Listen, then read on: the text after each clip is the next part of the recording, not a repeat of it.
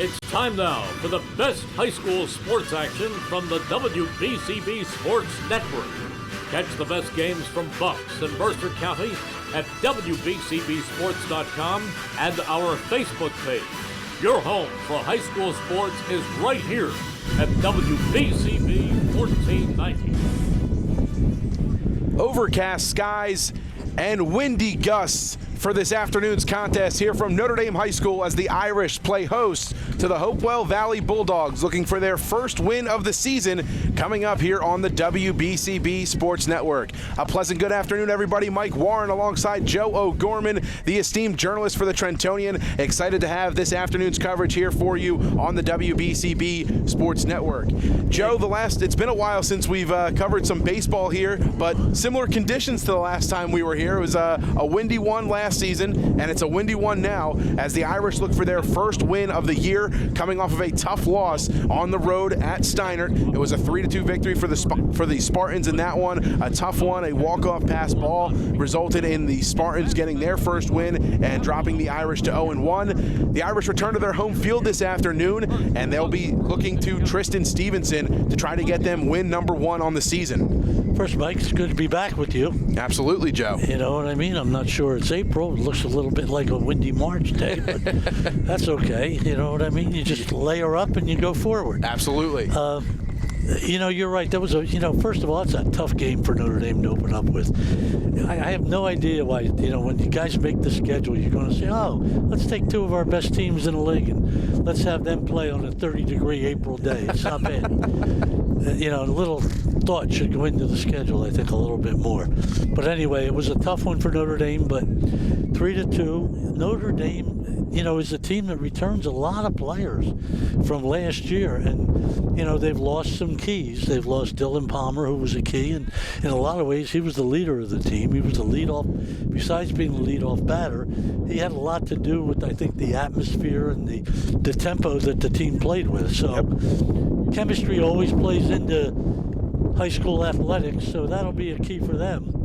And, their pitching is still a little solid. They don't have that dominant stuff, I think, that they used to have, but we'll see how Tristan Stevenson looks today. And then on the other side, you got Hopewell, which was in a tough battle with West Windsor Plainsboro South for most of the game, and then they erupted for 9 runs in the 7th inning and opened that up, I think, for like a 14-9 win or 16-7 or something like that. They are very young. They got 3 seniors. That's it. They're very young. They got a lot of athletes on this team, and it's a team that, if you're going to get them, maybe April's the time to get them. You talk about athletes on both of these teams, really.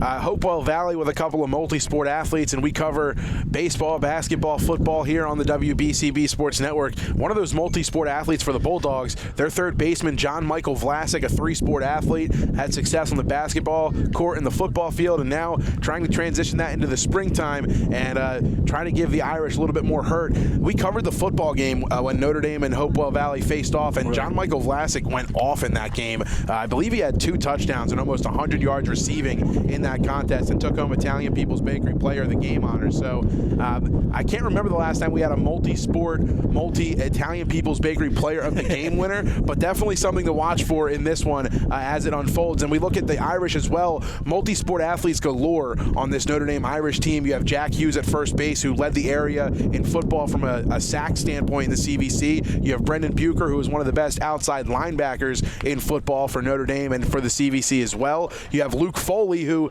is coming off of an exhilarating Mercer County tournament from a basketball standpoint. The Trentonian cover reading Holy Foley after he made the game-winning free throw against Ewing. So, multi-sport athletes galore in this game is one of the headlines definitely worth talking about, and how each team will utilize both that experience, the athleticism, as this game unfolds today. You mentioned earlier with Dylan Palmer, when he got on base last year, a season ago, you almost knew he was going to try and steal second or third, try to take an extra bag when possible. That's overall been Joe Drulis' identity when he's kind of coached this team. It's to be aggressive on the base paths and to make the other team make plays as well. It's a big part of baseball that I feel like gets forgotten sometimes. Yeah, Notre Dame is a team that likes to force the action, like you say, and I'm sure they'll do it this year. They don't have this, maybe not the speed of Dylan Palmer, but Dom Vanozzi at the top of the lineup, I'm sure it'll give him something to remember people by. And another kid that we're looking at right now, number 15 there from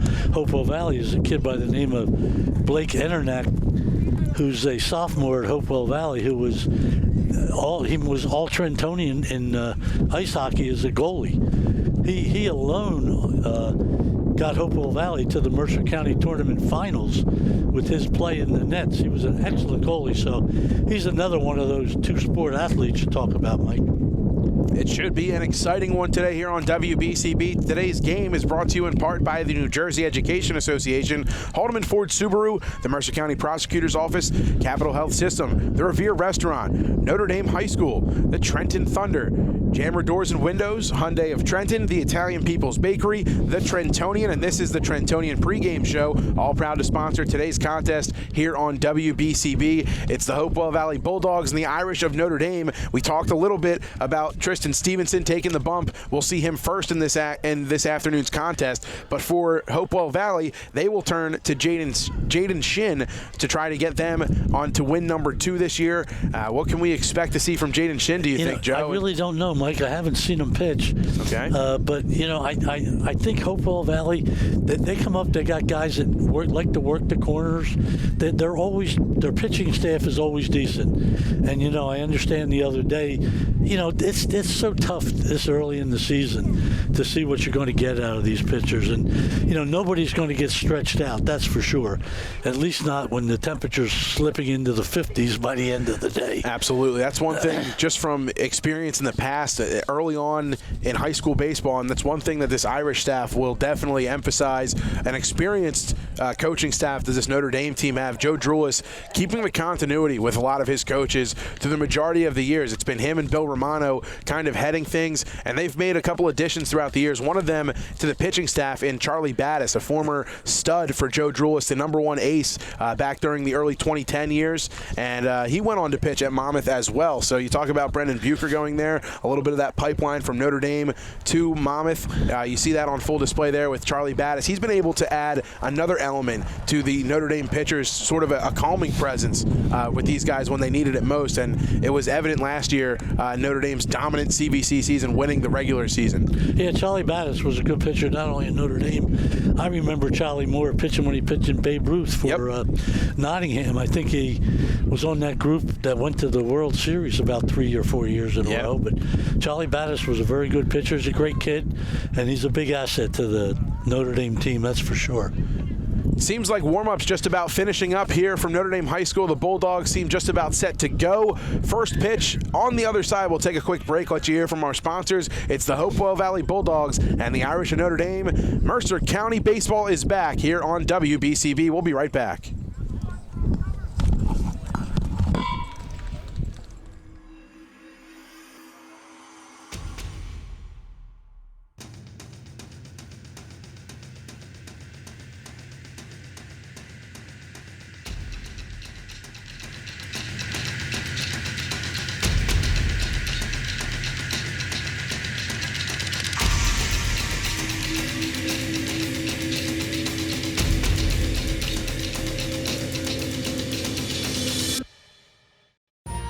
Capital Health's primary care network continues to grow, bringing its extensive option of locations to your neighborhood. Whether you're scheduling a wellness checkup or not feeling well, advanced medicine starts with a Capital Health primary care doctor at locations near you in Mercer, Bucks, and Burlington counties. To find a Capital Health primary care location that's convenient for you, visit capitalmedicalgroup.org. That's capitalmedicalgroup.org.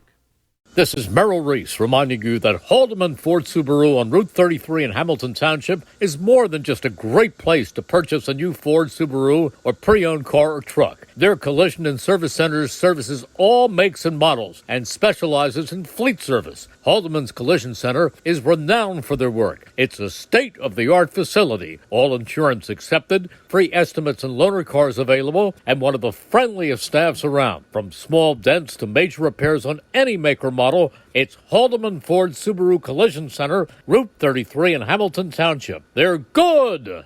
This is Angelo Onifrey, your Mercer County prosecutor, and I'd like to take this opportunity to wish all of our Mercer County student athletes the best of luck, and also urge parents to stay involved in your children's school activities. Extracurricular events are a great way to keep your sons and daughters focused, and it does not have to be athletics. They can be involved with the drama club, the school band, even the debate team. An involved student today has a brighter future tomorrow. This message is brought to you by the Mercer County Prosecutor's Office, and I hope you enjoyed today's game. New Jersey is home to the best public schools in the nation, and that didn't happen by accident. It's the result of parents, educators, and communities working together year after year to give our students a world-class education, no matter the challenge. Because parents and educators know that with a shared commitment to our public schools, our children can learn, grow, and thrive. And together, we can keep New Jersey's public schools the best in the nation. Hi, Merrill Reese reminding you to come back home to traditional Italian cuisine at the Revere Restaurant, 802 River Road in Ewing Township. You'll always feel welcome at the Revere. It's like stepping back in time where you'll feel like you're dining in South Philly or New York's Little Italy. Start your meal with complimentary Hoboken bread. Choose from a menu featuring fresh seafood dishes, succulent steaks and chops, or homemade pasta dishes. You can even eat at the bar. The Revere is open 7 days for lunch and dinner. Private room available for special affairs, plus catering. For reservations, call 609-882-6365. That's 609-882-6365. Come home to traditional Italian cuisine. The Revere Restaurant, 802 River Road, Ewing Township. During the Toyota Ready, Set, Go sales event, just imagine yourself in a new Toyota. Whatever you need, from an electric vehicle to a rugged, versatile truck, we have new Toyotas on the ground for immediate delivery. Or choose from over 100 certified used options, which undergo a rigorous inspection and include an amazing warranty. Plus service centers that can save you time and money and keep you on the road. So let's go to Team Toyota this spring. Just visit teamtoyota.net to find a location near you. Trenton Thunder Baseball back for its 30th year. Big League Futures, Major League Fun. Trenton Thunder tickets are now available. Single game tickets, group plans, suite nights. Get your tickets now. For more information, visit TrentonThunder.com. That's TrentonThunder.com. Or call 609-394-3300. That's 609-394-3300. Post-game fireworks nights, pork roll Fridays, and dog welcome nights throughout the season. Trenton Thunder Baseball, Big League Futures, Major League Fun.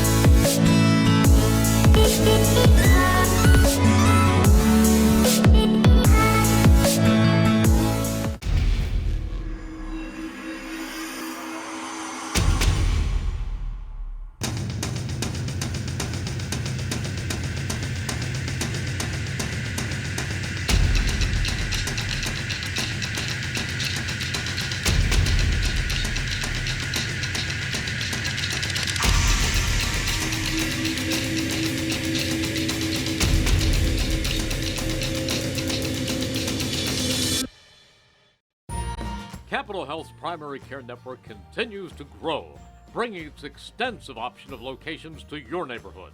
Whether you're scheduling a wellness checkup or not feeling well, advanced medicine starts with a Capital Health primary care doctor at locations near you in Mercer, Bucks, and Burlington counties. To find a Capital Health primary care location that's convenient for you, visit capitalmedicalgroup.org. That's capitalmedicalgroup.org. 1490 WBCB, Levittown and Trenton, and video stream live at WBCB Field here, Sports. first pitch. And let's go over starting lineups here for today's contest. First for batting first, the visiting Hopewell Valley Bulldogs. Leading off and pitching, it'll be Jaden Shin batting second and playing first. Blake Echternacht. At shortstop, it'll be Jeff Blake. Over behind the dish, it'll be Brandon Hoppy. In right field, batting sixth, Alex Helmrich. Batting fifth, Alex Helmrich. Batting sixth, Owen Langle out in center field. Tyler Otobre batting in the Otobre in the DH spot, batting 7th in the 8-hole. John Michael Vlasic over at third base, and at second base, rounding out the lineup, Brian Tully. So again, it's Shin, Echternak, Blake, Hoppy, Helmrich, Langle, Otobre, John Michael Vlasic, and Brian Tully for the Hopewell Valley Bulldogs, and they will be facing Tristan Stevenson on the hill today for Notre Dame. Mike, I have a question right away. Are we still in Kansas? We are still in Kansas, a.k.a. Lawrenceville, wow. New Jersey. Yes, we are. It is. The wind is picking up. It's blowing from behind home plate just about towards the right field line. So we'll see how that plays this afternoon. If guys are able to get the ball up into the air and elevate it down that right field line, that could be a tricky read for some of these outfielders this afternoon. Was it 317 along the lines? Dimensions, yeah, here at Notre Dame, worth noting. 312 down right field, 357 to straightaway center, and 317 down the left field line. Especially the way the wind's blowing today. Right, it is truly whipping around here, and like I mentioned, in the air, you can only imagine what it's like once that ball gets elevated. The wind does not stop up there, and watching a couple of these, looks like they're hawks flying over the field. The wind's just kind of blowing them around before first pitch. Well, we'll find out which team gets the buzzards. That we will. Out for a while, that we will. Let's take a look at the defensive lineup here for Notre Dame High School.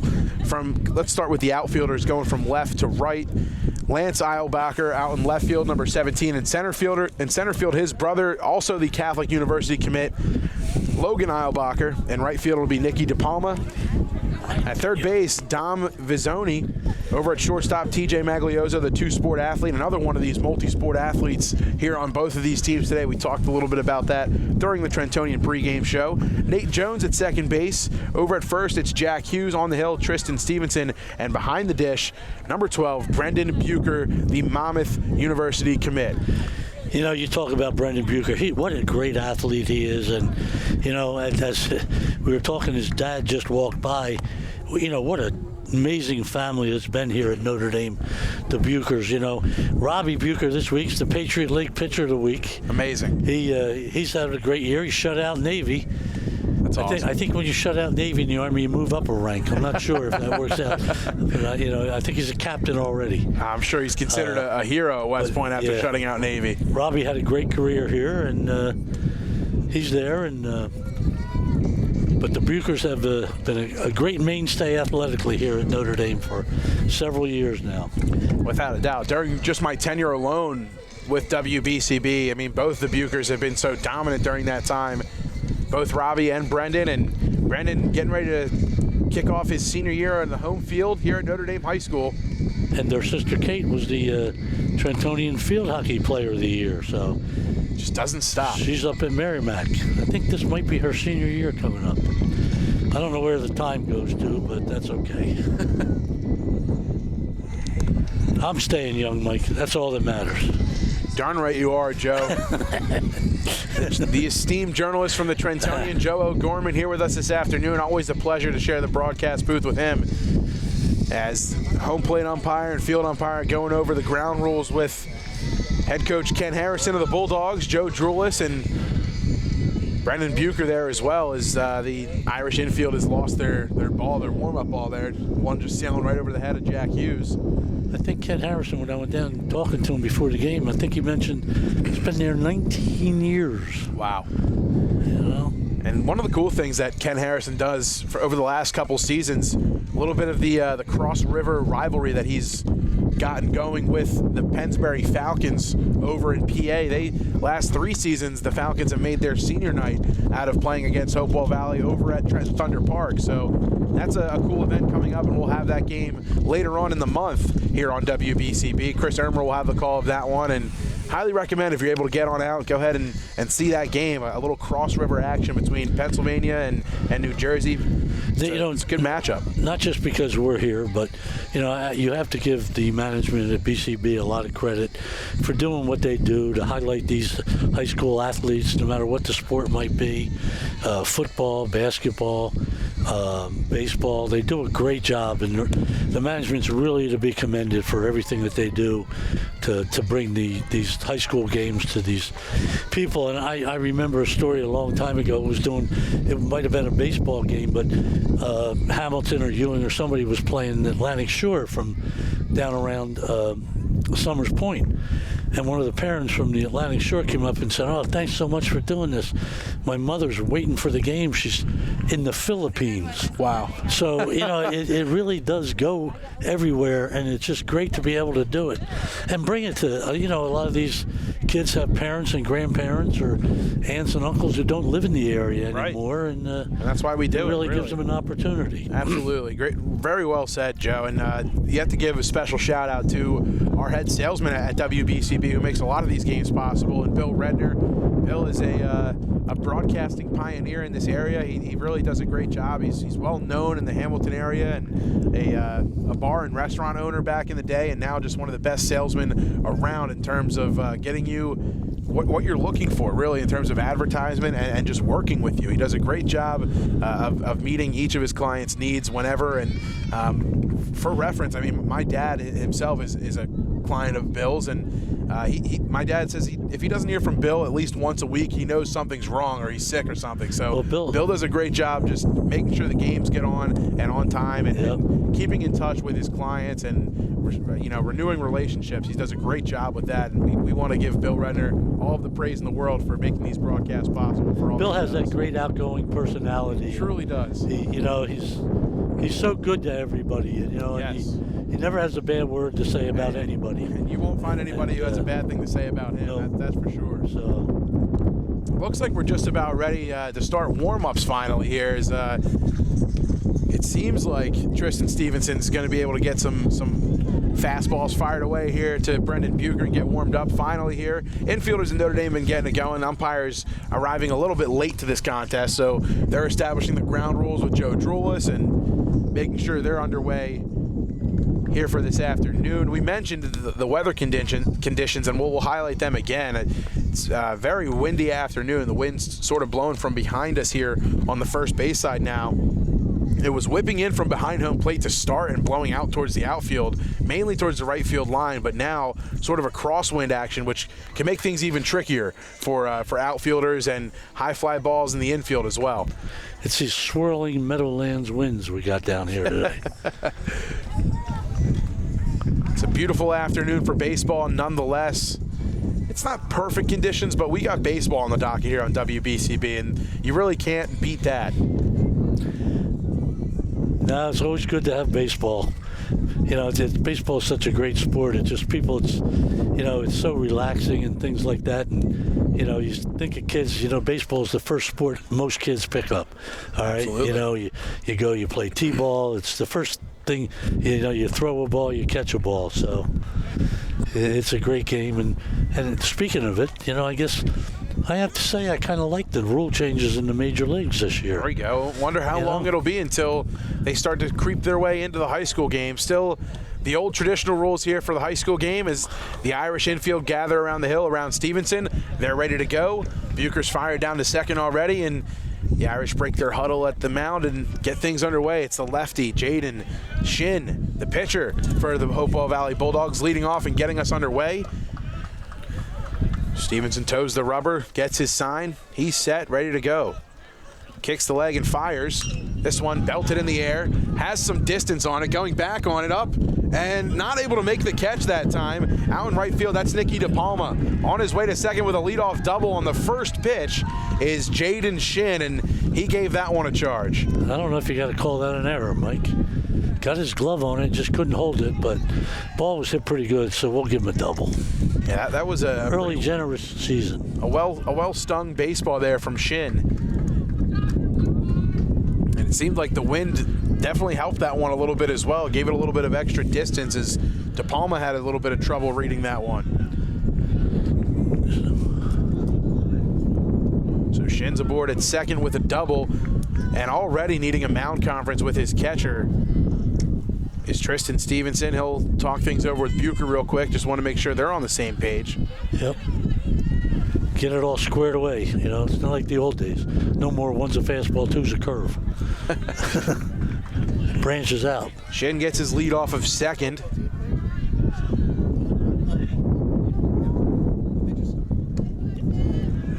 That one just misses outside. Yep. 1 ball, no strikes. Tall right-hander Tristan Stevenson. Stevenson against Blake Eternak, the first baseman for the Bulldogs. He steps in with a runner in scoring position. Ahead 1-0, the pitch. In there for a called strike. Fastball locates the outer half of the zone. Count goes to 1-1. Shin getting his lead off second. Nate Jones keeping him close. He's set. Looks back and fires. Foul tipped. 1 ball and 2 strikes to Eternak. Eternak had a couple hits, 2 or 3 hits the other day for them against West Windsor South. So as we said earlier, kid's a good athlete. So more than likely going to get the bat on the ball. You mentioned earlier, only a sophomore as well. A lot of room to grow and already a lot of promise. The 1-2. Swing and a miss, he got it. All right. Nice pitch by Stevenson there. Climbed the ladder that time, did Tristan Stevenson. A little bit of heat on that one. And 1 down now with the man on second. Stevenson just a junior too, so. That'll bring up the shortstop, Jeff Blake. 1 down and a runner on second. Stevenson kicks, fires. It's a high ball. Fastball just missing that time, crossing around the letters. 1-0.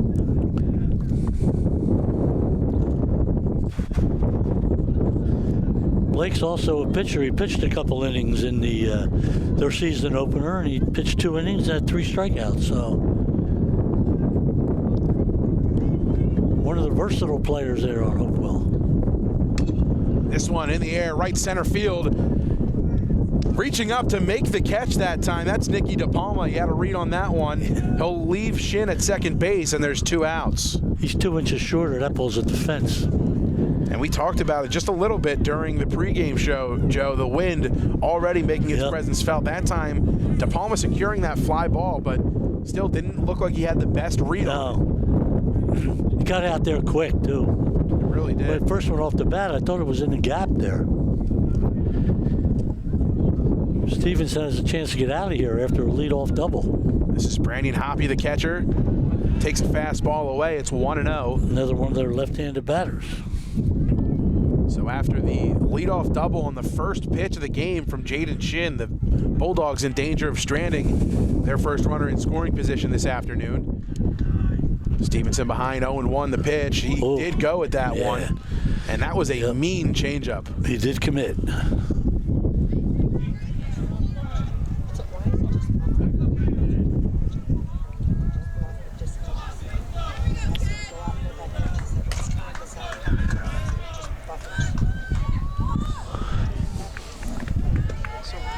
One just missing that time, and some really crafty off-speed pitches already from Tristan Stevenson. He's done a nice job mixing speeds. We've seen the fastball located for a strike, but it's clear that a couple of these off-speed pitches have looked like the fastball out of the hand, and out in front are these Hopewell Valley hitters at times. You know, and there's a little nerve, too. His first start of the year.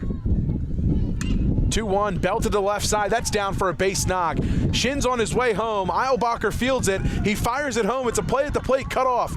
Throw to second. They've got him in a rundown hobby, but no one's at first, and he'll get all the way back to the bag. Now the ball gets by Bucher, and he's going to stay there. Hoppy's going to stay at first. It's a single, an RBI single at that, and the Bulldogs lead 1-0. They cash in with a 2-out RBI single from Brandon Hoppy. That's a good bat up there by Brandon Hoppy. Very nice. 1-0 Bulldogs. Stevenson looking to work out of this 2-out jam. Man on first. And he fires over. And you mentioned earlier those new rules for Major League Baseball still not making their way into the high school level. And Stevenson can throw over as many times as he would like here with Hoppy on first. Helmich is a kid had 3 hits the other day against South. He's a kid that didn't play that much last year, so he's getting a great opportunity. One ball, no strike already to Helmrich.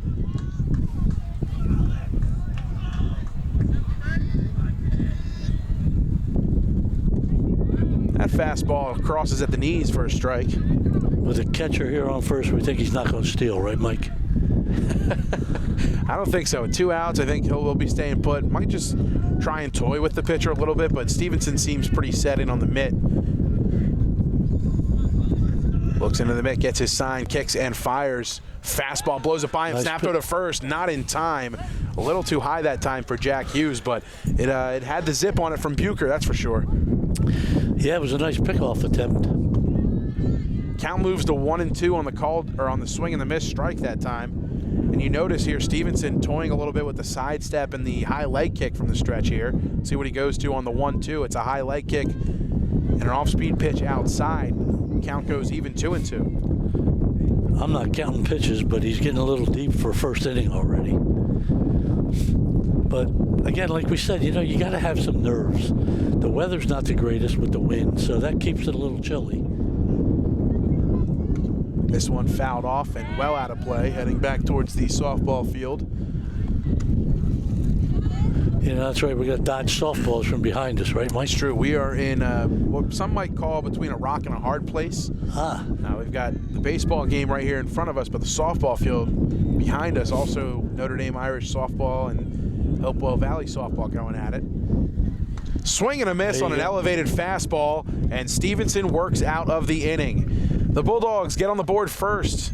It's an RBI single from Hoppy that scores Shin, and Jaden Shin will take the hill. The Irish get their first at-bat of the afternoon. We'll be right back. You're watching high school baseball here on WBCB.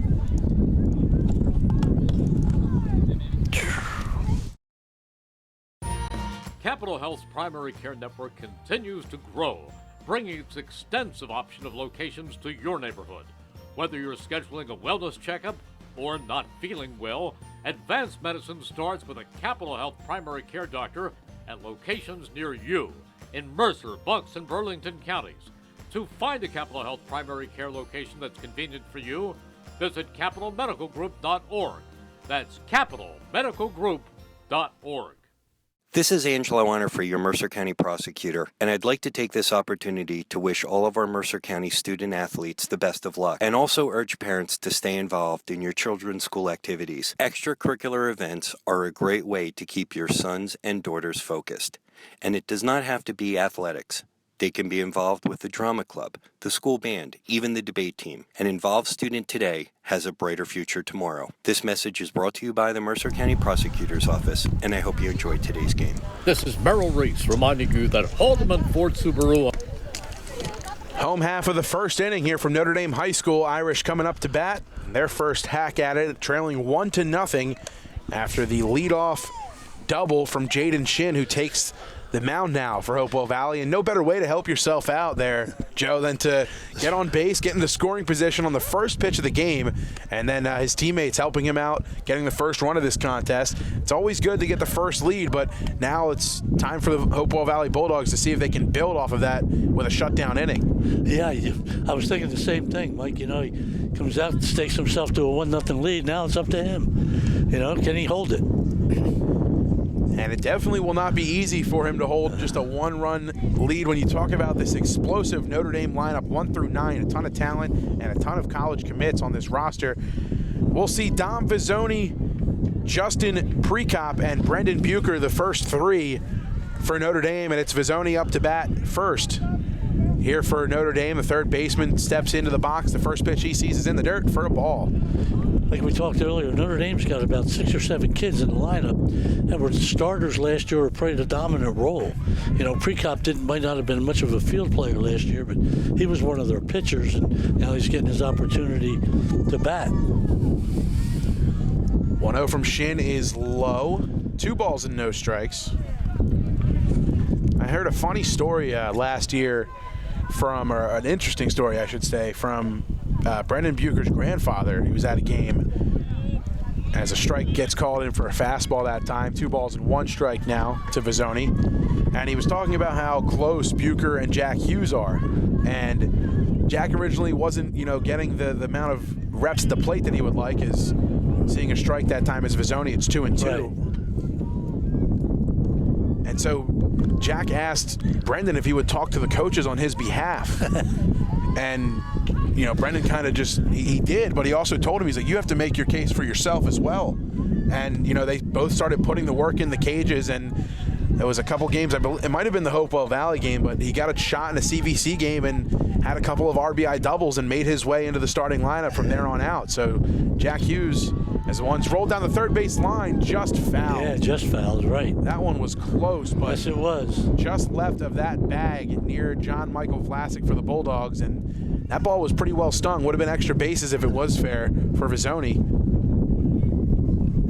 Count is full. 3 balls, 2 strikes to the Irish leadoff man. Good to see Bill Romano patrolling first base here for the Irish still. Yep. Assistant coach for Notre Dame. Joe Giroulas holds down third base. Yes, he does. The ball just... 3-2 is poked high, not deep at all, coming in on it in center field to make the catch. That's Owen Langle out there for out number 1. Talk about being a leadoff guy. That's a pretty good job there for Dom Vizzoni. Doesn't result in the way that he probably wants in terms of getting on base, but a 7 or 8 pitch at bat from your leadoff guy, the rest of the lineup will take that any day of the week, especially your head coach. And the other side, Shin came out, got himself behind 2 balls, battled back and got the out. So good deal for both of them. First pitch to Justin Prekop is taken outside. It's a ball.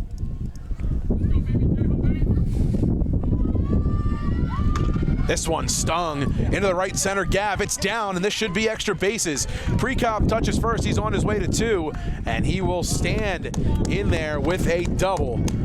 That was a solid double. He ripped that ball right to the gap in right center. Prekop going with the pitch, and he's in scoring position now. As up to the dish comes Brendan Bucher, the Monmouth commit. Wind starting to pick up here a bit.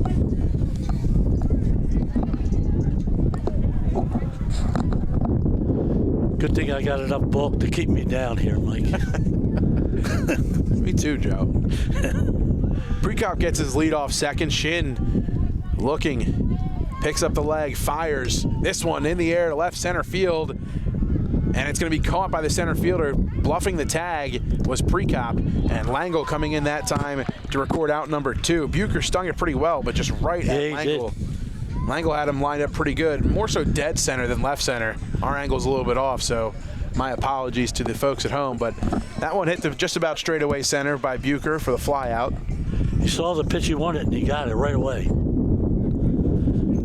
So 2 outs, both recorded by Owen Langle in center field, and here is Jack Hughes with 2 outs. Irish looking for a little bit of 2-out magic themselves to respond. Down 1-0, the pitch. Hughes stares at a fastball in there for strike number 1. Boy, Hughes a big guy, isn't he, Mike? Oh, he truly is. I mean, we talked a little bit about him during the Trentonian pregame show. A defensive end for the Notre Dame football team, and just a menace in the backfield all season long. I believe he finished with 8 sacks on the season.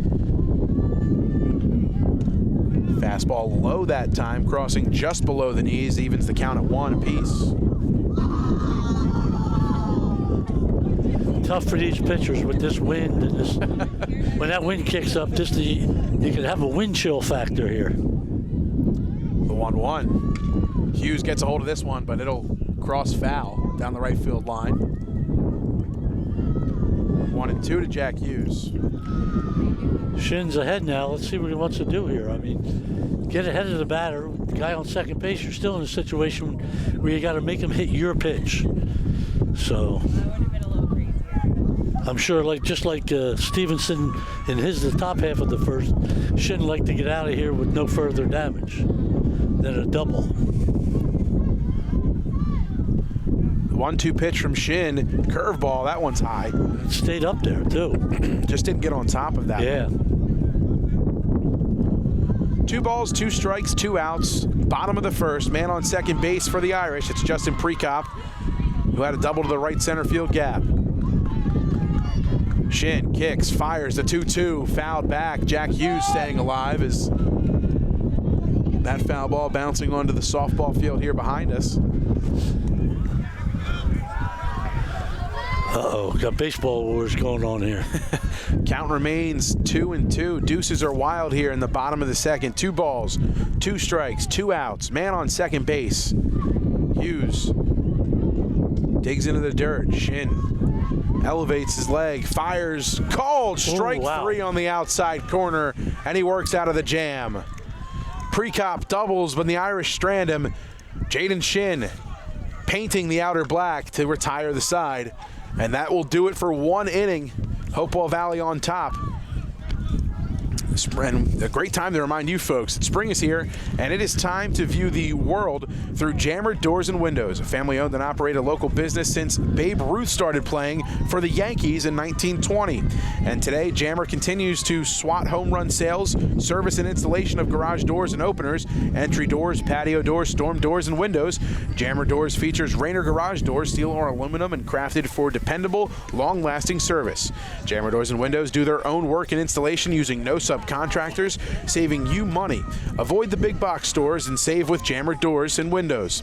Visit their showroom at 2850 Brunswick Pike, Business Route 1 in Lawrenceville, or in Yardley. Their showroom is open by appointment. Call 215-493-7709. That's 215-493-7709. Jammer Doors and Windows, proud to support today's contest here on WBCB. Mike, I realize Jammer Doors are the best in the business and things like that, but I do have to correct you there. You started that off with spring is here. I think that's a little bit of a fallacy today. It's true. But that's okay, but they are the best. That's true. Punxsutawney Phil told us that we would have 6 more weeks of winter, and I've never been the best at math, so I know we were probably getting close to that 6-week mark, but I mean, I really need spring to have sprung by now, Joe. I hear where you're coming from on that one. If you weren't good at math, I hope we don't get over 10 runs, because I don't need you taking your shoes off. There we go. Starting to count.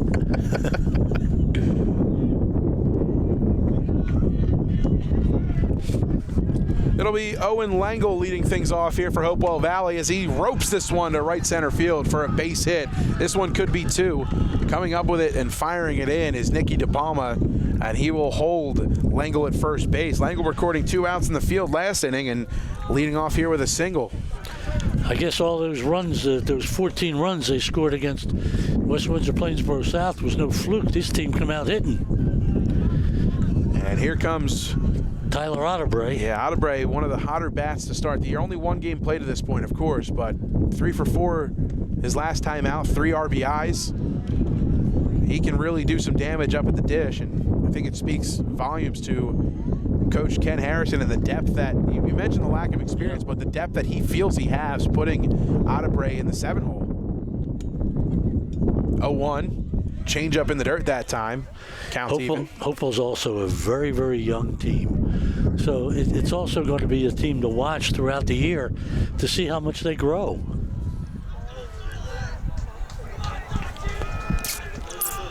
Stevenson comes set. Sidesteps and fires, and that one's just outside. 2-1 now to Otterbray.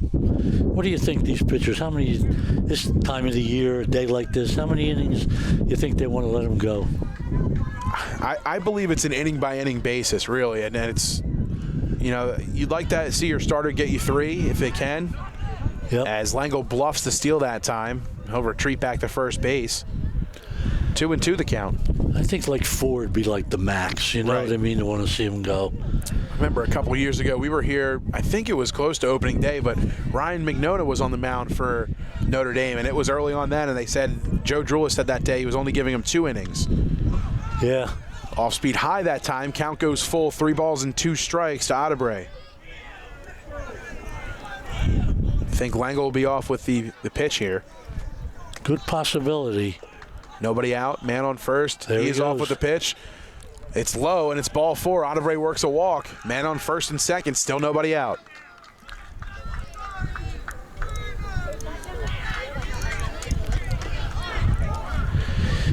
Well, John Michael Vlasic. The multi-sport athlete, and some might argue the Irish killer, really. He's had a great year so far against Notre Dame. He had a pretty good contest in basketball as well against them. Irish able to pick up the victory in that one, but football, he really put his foot down on the Irish. A couple of touchdowns in that one, and Italian People's Bakery player of the game. He gets a bunt down here, a good one at that. Bucher picks it up, fires. It's a bad throw, and it'll go down the right field line. Langle's going to score on his way to third, and in there safely is Otebre. And over to second on the successful bunt attempt is John Michael Vlasic. Still nobody out, and it's 2-0 Hopewell Valley. Laid the bunt right out in front of the plate, and Bucher picked it up and threw low. Going to be an E2, I think there, Mike. Believe so. That sounds accurate. Second and third now. A sacrifice E2. Meeting at the mound now. There's Charlie Battis out there talking things over with Stevenson.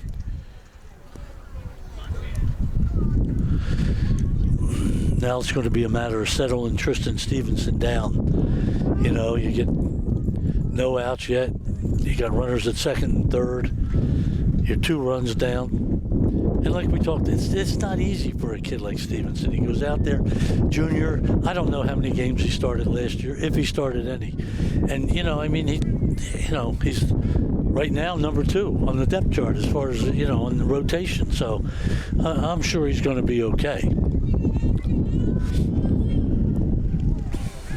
Meeting at the mound is adjourned. Stevenson toes the rubber. Runners on second and third. Still nobody out. And the Bulldogs threatening to add 2 more. Showing bunt this time. It's Tully trying to get it down the right field, or the first base line, I should say. Little safety squeeze in action there. And it's clear that Coach Ken Harrison not afraid to play aggressive small ball here. Otebre was coming down the line as soon as he showed bunt. That'll result in Vizzoni to come just a little bit more in on that infield grass. Yeah, you got to take it off now, though. With Vizzoni coming in, you're not going to do it, I don't think. Brian Tully behind 0-1. Stevenson looking for the first out here with runners on second and third. High leg kick, fires and blows the fastball right by him. That was a great pitch by Stevenson. Got it up there in that high zone where those guys that, you know, think they have some power like to try to tank it. And, you know, it's hard to make connections. A lot of room to work here for Stevenson, ahead 0-2 in the driver's seat. Payoff pitch up deep, not too deep I should say, shallow left field. Eilbacher will haul it in and get that into Vizzoni. Yeah. Runners will stay put, and there's the first out here in the bottom of the, or in the top of the second. Now we get back to the top of the order, and Jaden Shin has another chance to help himself here. Couple of runners in scoring position this time for Shin, and as you mentioned, a chance to help his case. Yep. The lefty blasted a double into the right center gap to begin this contest here from Notre Dame High School.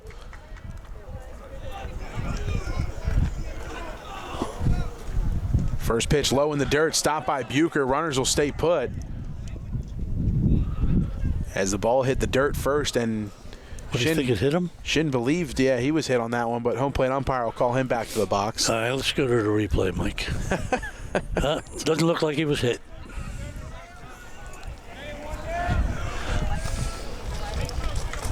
One 1-0 the count.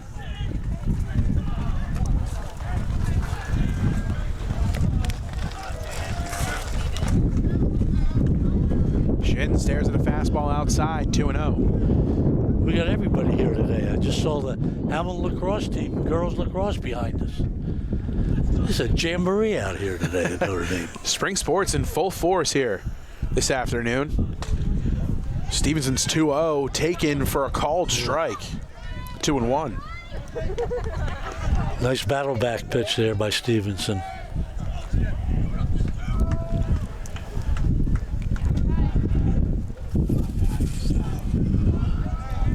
Stevenson towing the rubber, looking in. He's set.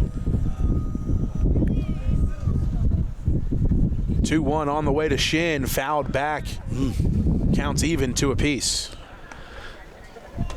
I think one of the reasons the Hamilton team is here is I think that they are installing turf over at Hamilton High School, which is a wonderful thing for football and all sports going forward. So it's nice to see Hamilton Township coming aboard on that. So I think they might be here to practice. Not sure, though. The 2-2 pitch. Called. Strike 3 on the outside corner. Off speed got Shin to stare that time. That's a pitch that Stevenson needed. desperately. He can see light at the end of the tunnel. That's his third strikeout already in this one. And Blake Enter knocks up now.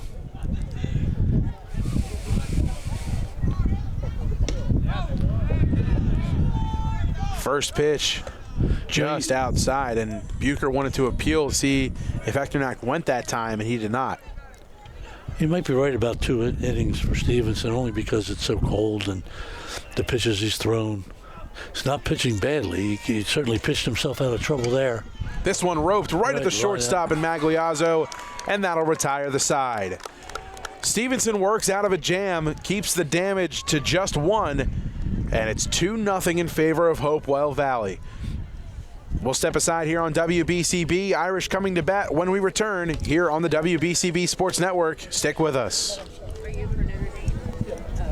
On Route 33 in Hamilton Township is more than just a great place to purchase a new Ford, Subaru, or pre-owned car or truck. Their collision and service centers services all makes and models and specializes in fleet service. Haldeman's Collision Center is renowned for their work. It's a state-of-the-art facility, all insurance accepted, free estimates and loaner cars available, and one of the friendliest staffs around. From small dents to major repairs on any make or model, it's Haldeman Ford Subaru Collision Center, Route 33 in Hamilton Township. They're good! New Jersey is home to the best public schools in the nation. And that didn't happen by accident.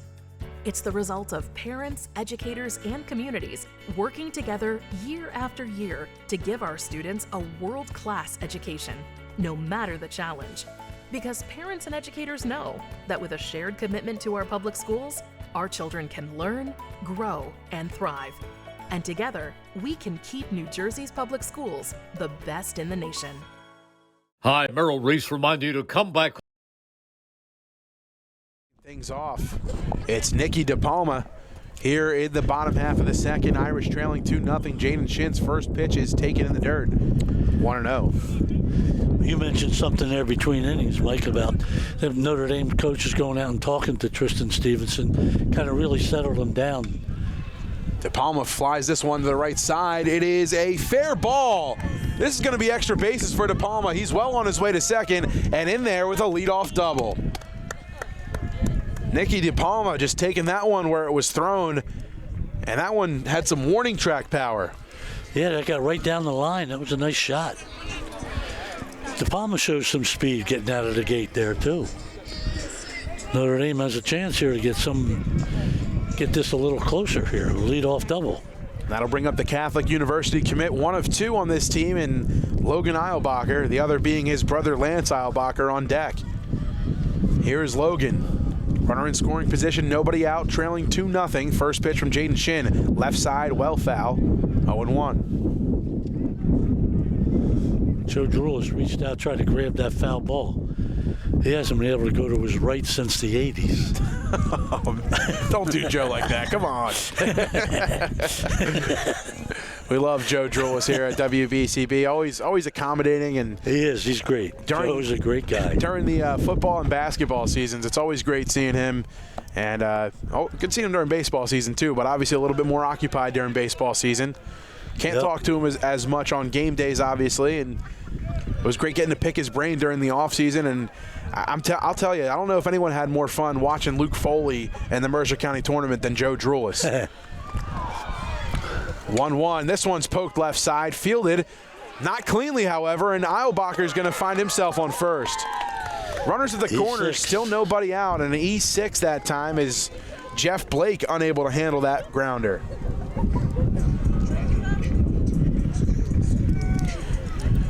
Still nobody out. Runners at the corners, and Lance Eilbacher will dig in now. You know, you got the team on the other side trying to beat you. You can't beat yourself with errors. And, you know, too many times they come back to haunt you, especially in high school. Eilbacher gets his lead off of first. Shin going from the stretch. Looks over, comes set. First pitch, fouled off, back well behind home plate. Sorry. My fault, Joe. Stepping on your wire there. Yeah, I know. caught. It's one of the worst feelings in the world. That's right, apologize. I know. That's okay. I didn't see you do it intentionally, so you're off the hook. Shin steps off here, wants to regroup a little bit. Eilbacher behind 0-1.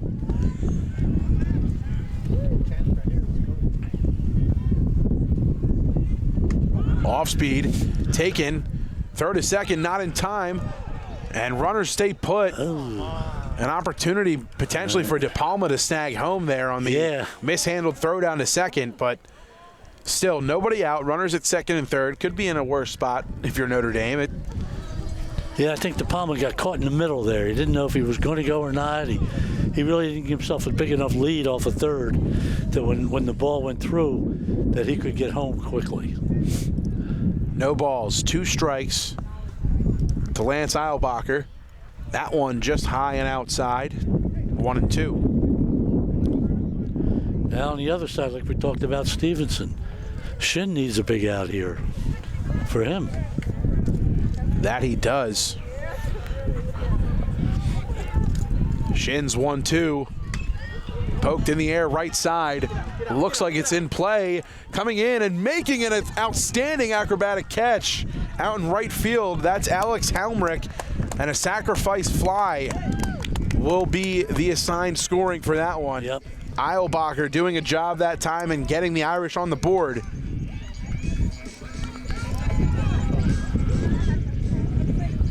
Nicky De Palma will come around to score. It's 2-1 with 1 away and a runner on third. And Logan Eilbacher ends up at third. TJ Magliozzo up to the dish now, and his first pitch is cut on and missed. A high fastball from Shin that time. Just the first out, too, for the Irish, so Shin's still got some work ahead of him here. Off speed, just getting a piece of it that time, Magliozzo. Yep.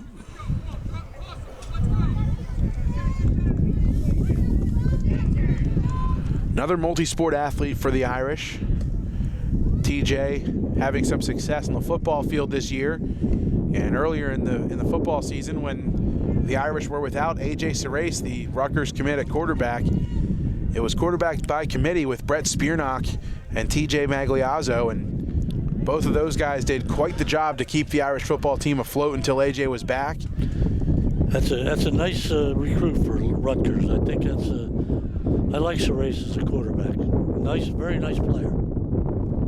0-2, just getting a piece of it that time, Magliozzo. He'll stay alive. And I was talking with Coach Clancy before the football season last year, and he made his case for AJ as a baseball player as well. He said that one of the furthest home runs that he's ever seen at the high school level was hit by AJ last year at Lawrence. Huh. The 0-2, high, 1-2.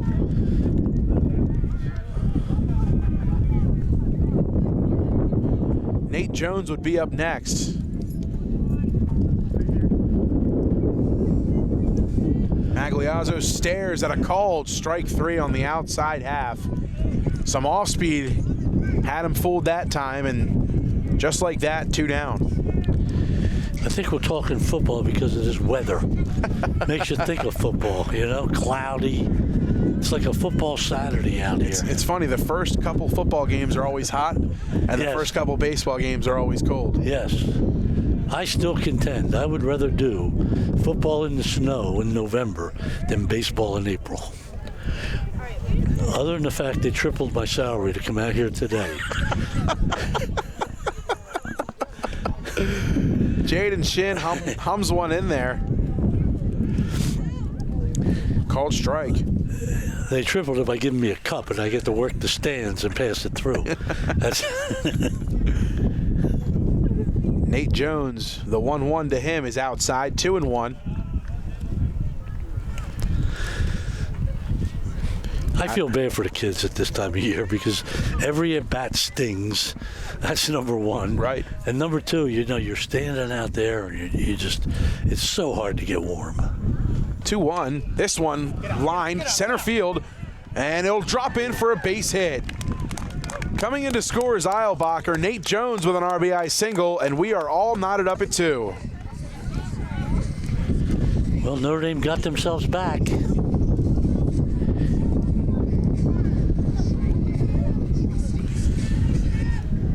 And that'll bring up the top of the order here in the second inning.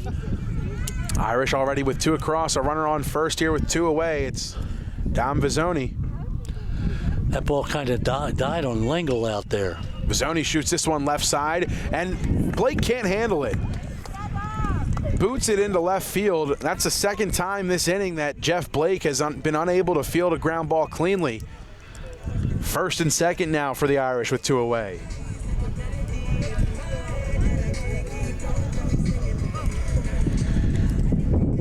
You hate to see these kids struggle like that. You really do, because, you know, I mean, it's a part of the game. I understand.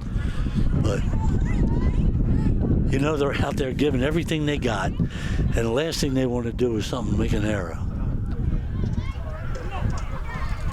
Here's Justin Prekop, who had a double back in the first inning. Notre Dame looking to maybe have a big inning here. Prekop behind 0-1, 2 away, runners at first and second.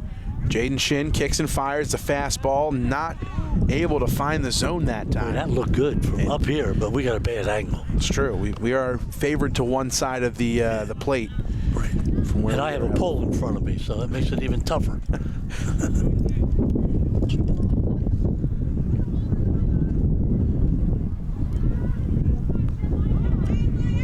Time called by Prekop just in time. All right, need that pitch clock here.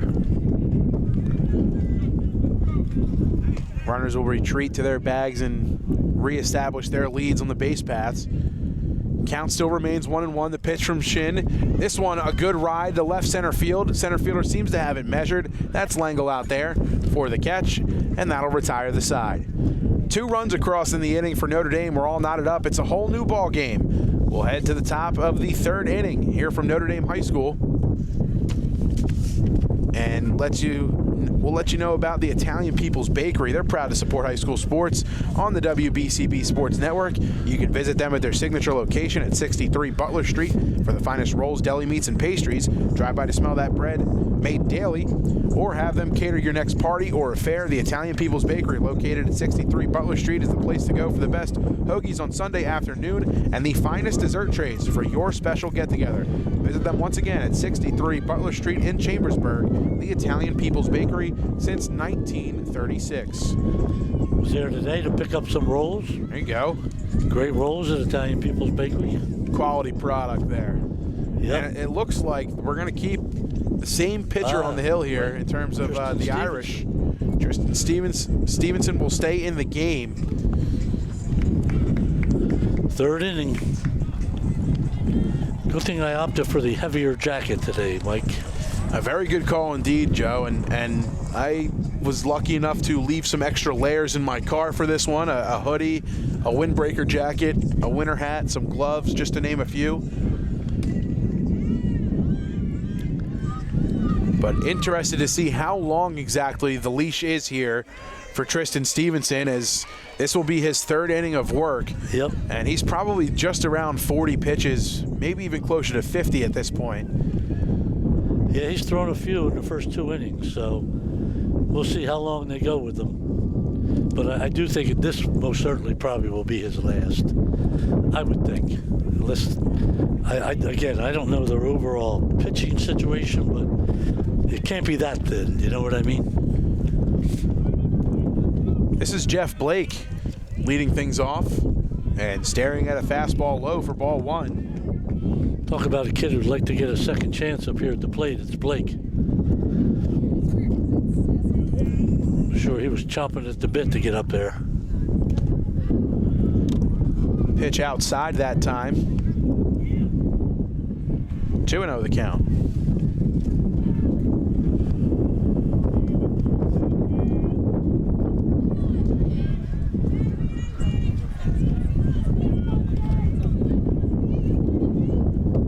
Fastball finds the inner half of the zone. It's 2-1.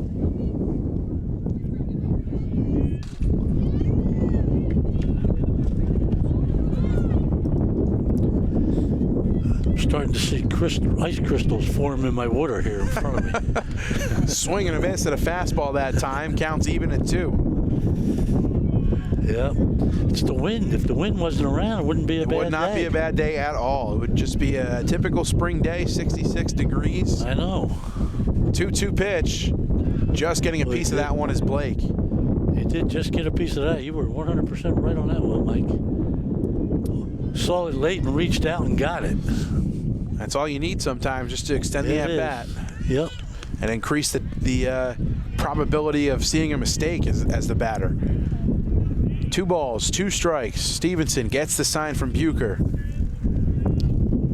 The windup in the pitch. Swing and a miss. Wow. Nice Off pitch. speed working that time for Stevenson, and I believe that's a changeup. It's either a changeup or a slider that he's got working for him today, because it has just been running away from those right-handed batters. Looks like a changeup, I think, a little bit more, because it just seems to he's taking a little bit off it, you know. It's the 4th strikeout for Stevenson. 1 down. That'll bring up Hoppy, who ropes one through the right side for a base hit. 2 for 2. Couple of singles. Last time an RBI single for Hoppy. This time just getting on base and getting the inning going offensively. And he's another one that's been jumping on early pitches in these at-bats. Yep.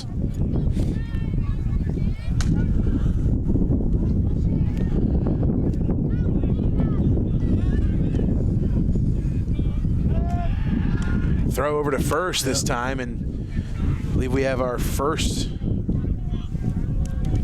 throw over for Stevenson in the inning, although we don't have to keep track of those because right, not the major league level. But this will bring up Alex Helmrich. Swing and a miss at the fastball, just blowing it by him that time is Stevenson.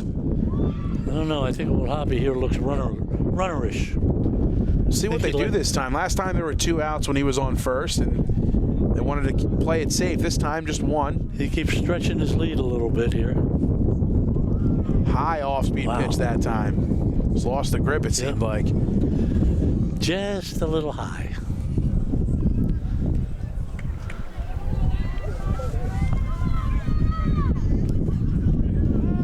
Throw over from Stevenson, and Hoppy back in time.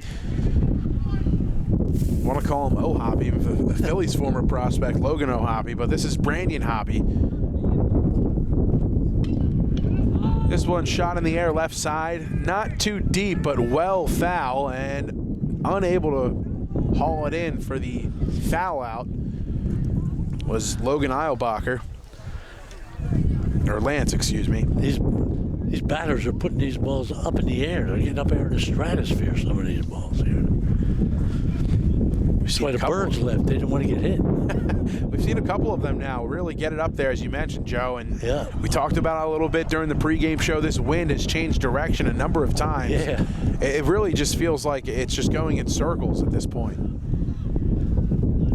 1 ball, 2 strikes. Stevenson looking over at first at Hoppy. He'll come set, sidesteps, and that off-speed pitch just missed. Counts even at 2-2. Steven don't miss by much, I'll say that. Most of his pitches are right around the zone there. 1 out and a runner on first. That one was a little high. Draws the count full, 3 balls and 2 strikes. Hoppy gets his lead off first base. Stevenson looks over at him, he comes set. The payoff pitch in the air, right side. This one, tough play, and just foul. Yep. So we'll do it again, 3 balls and 2 strikes.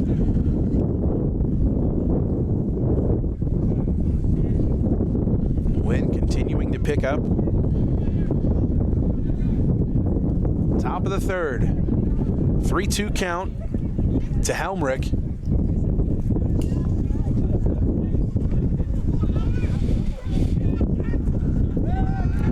Throw over, checking on Hoppy there. A little closer that time. Yes, it was. I think he knows at 3-2. He's probably going again.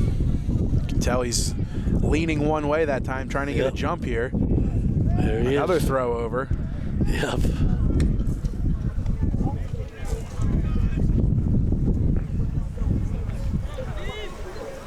He's already shattered the Major League record, what you're allowed.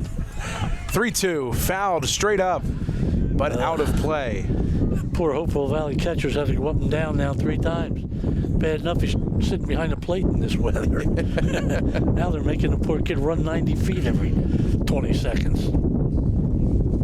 I always thought the catcher had a little bit of an advantage, though, in terms of cold days, being warm, wearing the equipment, having the helmet on, sort of traps the heat in a little bit more. But, yeah, they're definitely letting him get his cardio in here. 3-2 again. This one through the whole left side, but backhanded the throw, not in time, as that one I thought was going to sneak through, but give credit to TJ Magliazzo, able to get a glove on it. Another E6, though. Had a shot at him if the throw was offline. It was close, though. Runners at first and second now, with 1 down.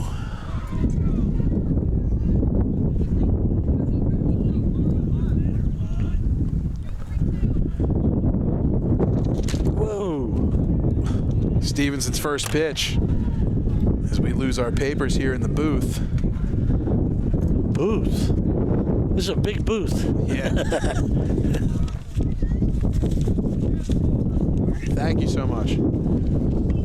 This one's in the air heading towards us, but just over our heads. All right. 0-2 now. Give me some.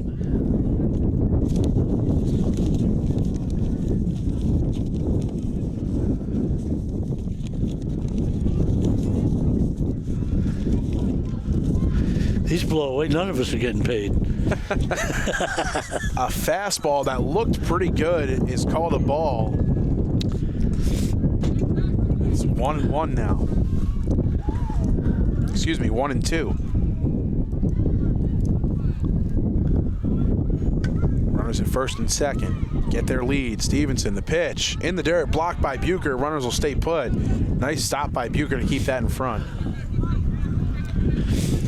It's funny because I can hear the wind whipping through my headset here, Yeah. and I'm going, man, is it that bad? 2-2. Swing and a miss nice on the pitch. fastball. He got him. Very nice pitch. One thing you can say about Tristan Stevenson in these 3 innings, when he's needed a big pitch, he's got it. You know, he's given up 2 runs, but at the same token, when he had, 1 out, 2 innings, he's done well. First pitch to Tyler Otterbray, taken low for a ball. Otterbray walked the last time up.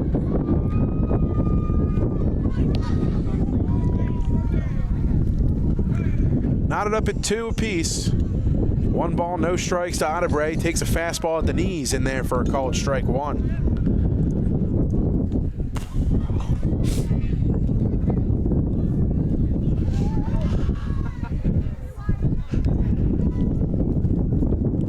Stevenson set. High leg kick, fastball, low that time. Yep. 2-1.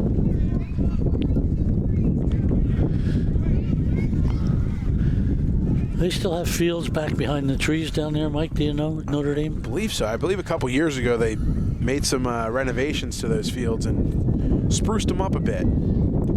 Swing and a miss on a fastball. Yeah. 2 balls, 2 strikes, 2 away. There's Top a of the 3rd inning. This is a big pitch for Tristan Stevenson coming up here, too. You don't want to go 3-2. You want to get out of here. 2-2 chopped. Shallow infield coming in. Magliazzo. He can't handle it.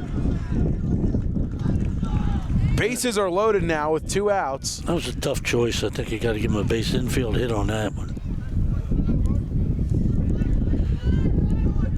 Is finding his way on base again is Tyler Otterbray.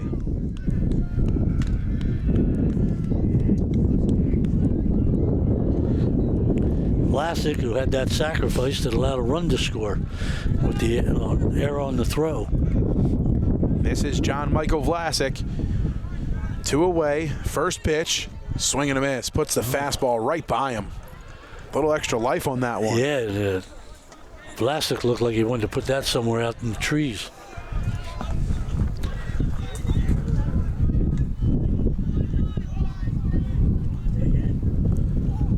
0-1 high and inside that Yeah. time. Vlasic turns the shoulder away.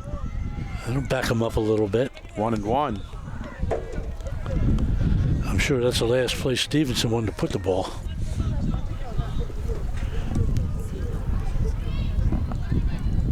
Runners get their leads, and Stevenson will step off. Wants to regroup and reset. The 1-1. Called strike in That was a there. good pitch, yep. Pretty pitch indeed. Yeah, it was very nice. 1 ball, 2 strikes, 2 away. Top of the third. Knotted up at 2 apiece. Bulldogs looking to regain the lead. They led by 2. This one driven straightaway center on a run over the head of Eilbacher. It's going to get down and potentially clear the bases. On his way to second is Vlasic. On his way home is Adebre, and it will clear the bases. Wow, that was It's a shot. 3 RBI double from John Michael Vlasic, and the Bulldogs lead. It's 5-2. That ball bounced just, I would say, maybe 8 yards in front of the 357 sign in dead center field. That was a shot. Well, Joe, we talked about it in the Trentonian pregame show. Multi-sport athlete John Michael Vlasic taking home the Italian People's Bakery Player of the Game honors in football when these two schools met up earlier this year. And just about making as good of a case as he can with one swing of the bat for Italian People's Bakery Player of the Game honors here. A lot of ball left to be played, but that is a big swing of the bat for the Bulldogs and gives them a 3-run lead. 2 outs and a runner on second. Brian Tully steps up looking to continue the damage trend. That got out there quick, too, Mike. Really did. Logan Eilbacher, he was playing pretty deep out there, Yep. but not deep enough as he one-hopped the wall out there in center field. Must have given it a ride of about 350 in the air.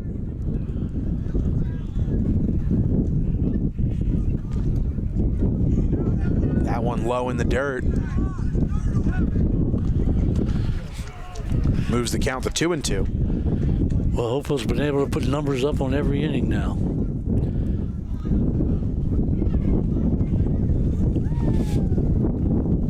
Stevenson in another situation where I'm sure he's saying, okay, this is my last pitch. Great off-speed Yeah. pitch. Gets Tully to look at that one, and that will retire the side. 3 come across for the Bulldogs on the RBI double from John Michael Vlasic. Irish coming up to bat. Bottom half of the third when we return here on WBCB. Don't go anywhere.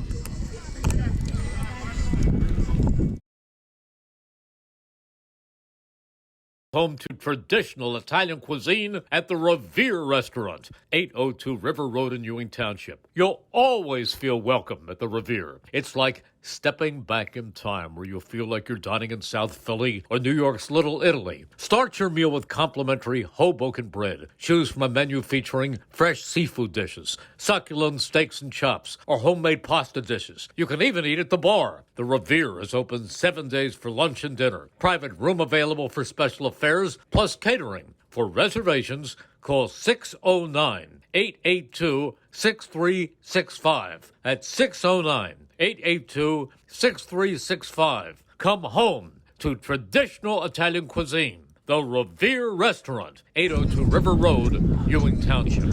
We'll make it work, don't worry. Great advice from Joe O'Gorman, and we will make it work here in these cold conditions, and trying to scan the grounds here at Notre Dame for a potential outdoor laboratory for us to use in between innings. Is bottom half of the third, home half of the third here from Notre Dame High School. It'll be Brendan Bucher getting us underway as he looks at an off-speed pitch in the dirt. He's ahead 1-0. Be interesting to see how Shin pitches now. A little bit more of a comfortable lead, you know. He's got a 3-run lead now. Bucher skies this one to center. Langle has it measured and in his glove for out number 1.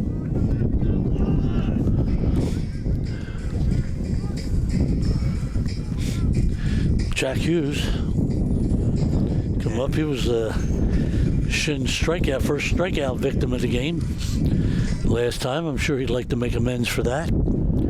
Get the Irish started here in their third. Jack Hughes, a lot of pop in that bat. Irish could use some right about now.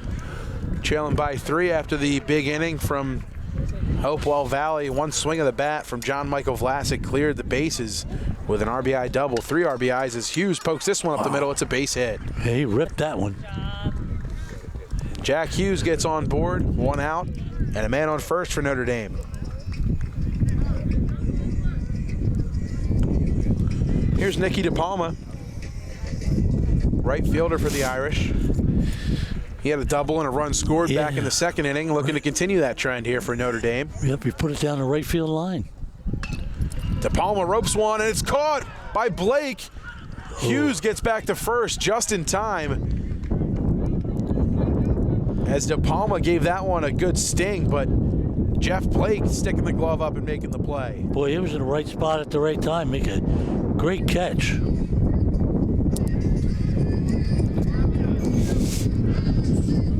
Two down and a runner on first now for Notre Dame, and that'll bring up Logan Eilbacher.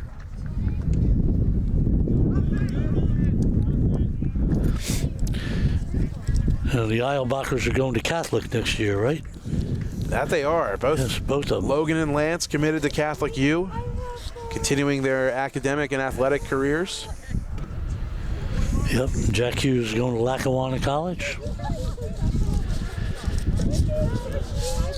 Jack just signed the other day to Lackawanna. One of your better colleges, junior colleges around for athletics. Eilbacher stares at that fastball high. He's in the driver's seat ahead, 3 balls and no strikes. I think that's up around Scranton, isn't it? I think you're Lackawanna College. Yes, I believe you are right. The 3-0 inside, but he gets called for strike 1. Hughes not getting a big leader by any means off of first. Eilbacher chops this one left side, foul. Counts full all of a sudden. Yep. Little break in the wind there, Mike. That was good. Up there it is, down back. Can't say I was missing it. It's been a windy one here this afternoon. Gray, overcast skies. Wind gusts up to 20 miles per hour. Hughes on the move. This one rolled left side. Vlasic has it, fires over to first in time, and that will retire the side. Jaden Shin works out and strands a runner. Bulldogs will come back to bat in the top half of the 4th inning. No runs, 1 hit, 1 man left. And don't forget, if you miss any of today's action, you can read all about it in tomorrow's edition of the Trentonian. For your complete local and national news 7 days a week, it's the Trentonian or online at Trentonian.com. The only newspaper serving Bucks, Burlington, and Mercer County 7 days a week. It's the Trentonian. Take a quick break here from Notre Dame High School, and we'll be right back. You're watching high school baseball on WBCB. I really have to go. All right, no problem. We got it. Toyota Ready, Set, Go sales event. Just imagine yourself in a new Toyota. Whatever you need, from an electric vehicle to a rugged, versatile truck, we have new Toyotas on the ground for immediate delivery. Or choose from over 100 certified used options, which undergo a rigorous inspection and include an amazing warranty. Plus service centers that can save you time and money and keep you on the road. So let's go to Team Toyota this spring. Just visit teamtoyota.net to find a location near you. Trenton Thunder baseball is back. All right, for we're its back here at Notre Dame, ready to start the top of the 4th. Notre Dame has a new pitcher on the mound. It's a young freshman named Josh Klena. Josh takes over for Tristan Stevenson, who worked the first 3 innings, gave up 5 runs. But the kid showed some grit there as he pitched out of a couple jams there. It could have been a lot worse, as Hopewell's come out hitting the ball here today. They will start off with the top of the order again here in the 4th, and Jaden Shin, the pitcher.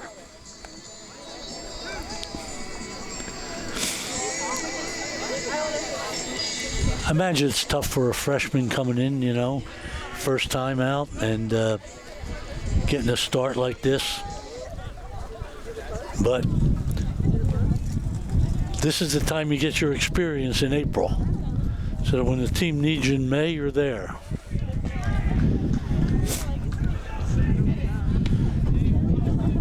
Bucher out, the veteran telling the freshman, don't worry about it. Just calm down, relax.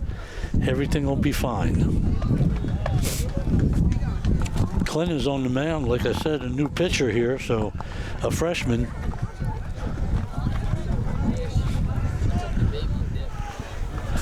Facing Jaden Shin. The Irish getting a new arm out there after 3 innings of work from Tristan Stevenson. Yep. Josh Kleina.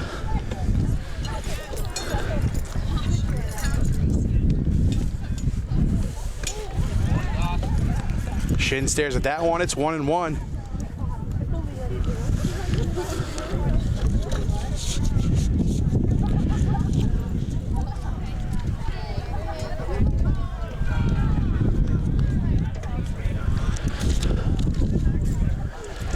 Clint is the only freshman on the Irish roster.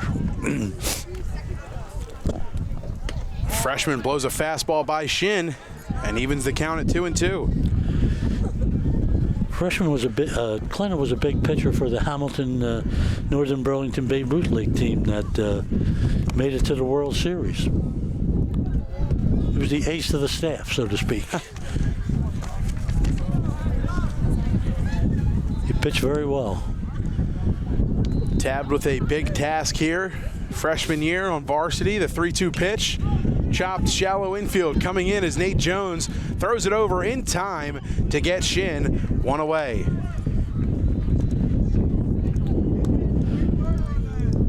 Always nice when you're a freshman and you get that first out, the first batter you face. So that's always good. 4-3 the put out. One away for Klena. Nice pitch, but umpire didn't think so. It's a ball, 1-0. Clinton's a quick worker, too. He gets a ball, he gets a sign.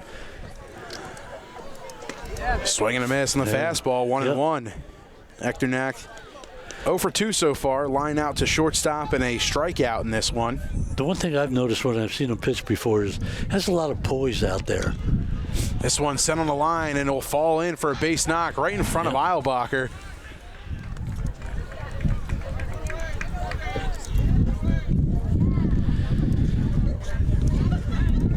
Jeff Blake now for Hopewell Valley. So they want to try to keep that streak alive of getting at least a run every inning. Josh Glenn is going to try to stop it. First pitch to Blake taken, called strike one. Was it Shin that led off the inning? I apologize. Yeah, on my way Shin back did. from the bathroom. Shin did lead off the inning. So we had Glenn come to the mound, and Shin worked his way to the plate. So there should be only one out. The scoreboard says there's two. There's only one out, right? Yes. I believe so. Okay. Just wanted to make sure. That's all. No balls and 2 strikes. The hard part was hearing the crowd over, "Where's Mike? Where's Mike? Where's Mike?" Oh, I'm sure. They were chanting. It was amazing. That one in the dirt and a nice stop by Bucher to keep it in front. Yes, he did. He's like a cat back there. Not much gets by him, and I'm sure there's he even more on his mind to keep it in front of him, especially how last game ended against Steinert. And a catcher, they take a lot of pride in keeping the ball in front of him, and Bucher definitely does just that. Foul tip from Blake. 1-2 it remains. Yeah, Clinton stays ahead here now. And as a young pitcher, this is what you want to look for. You know what I mean? How does he handle situations like this? He's ahead in the count.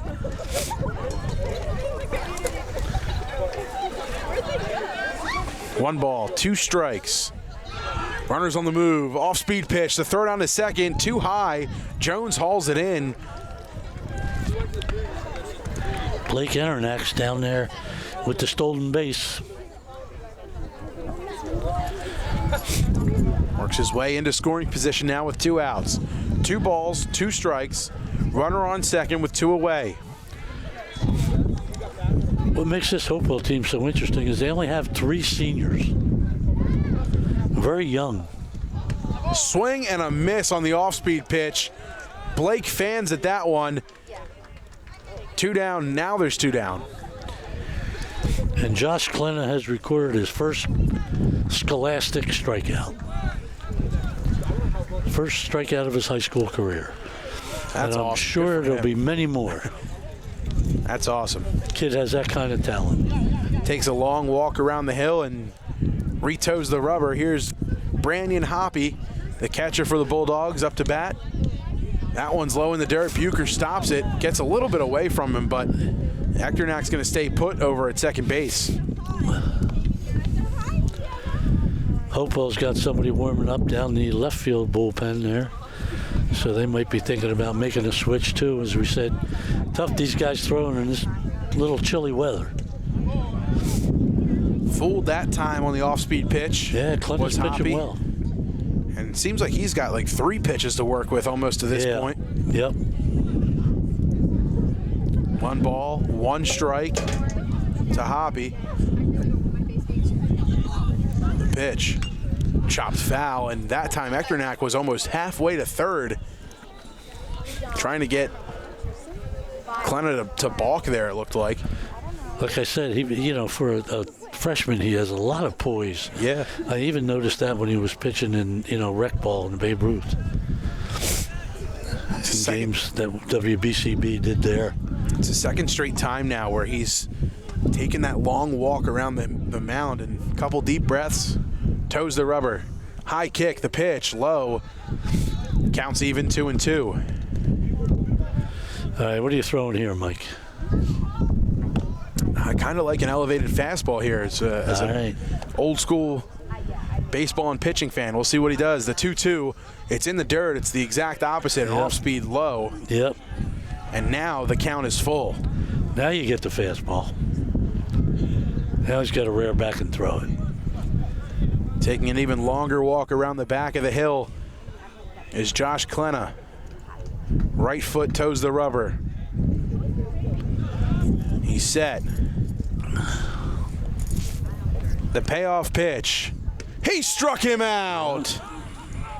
Klena blows it by him, and the Irish come up to bat. They strand a runner at second. The freshman arm with a big-time inning of relief work there as a little bit of momentum starts to creep into that Irish dugout. 5-2 the score, home half of the fourth. Coming up next here on WBCB.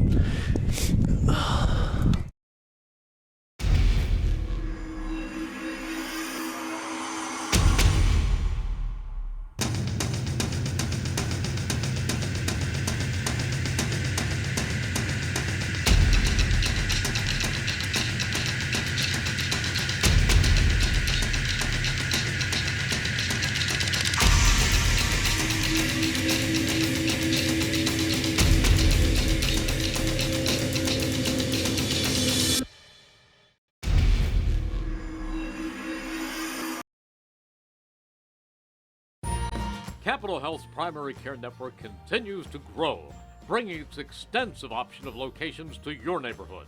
Whether you're scheduling a wellness checkup or not feeling well, advanced medicine starts with a Capital Health primary care doctor at locations near you in Mercer, Bucks, and Burlington counties. To find a Capital Health primary care location that's convenient for you, visit capitalmedicalgroup.org. That's capitalmedicalgroup.org. Capital Health.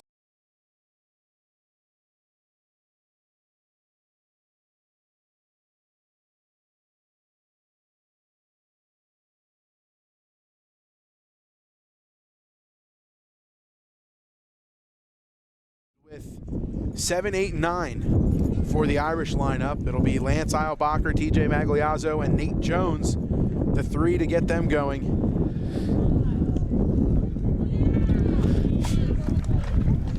And once again, the wind just doesn't want to die down. No, it does not.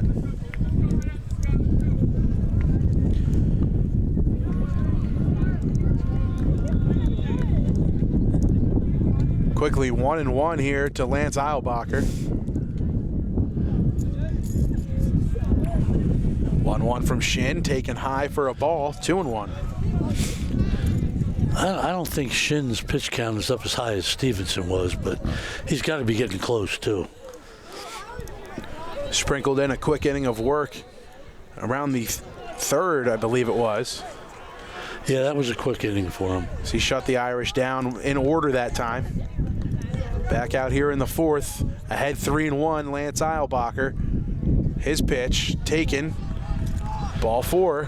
Eilbacher works a walk and some good speed on the base paths to start off the inning here for Notre Dame. Yeah, the Irish got to get back in this thing here.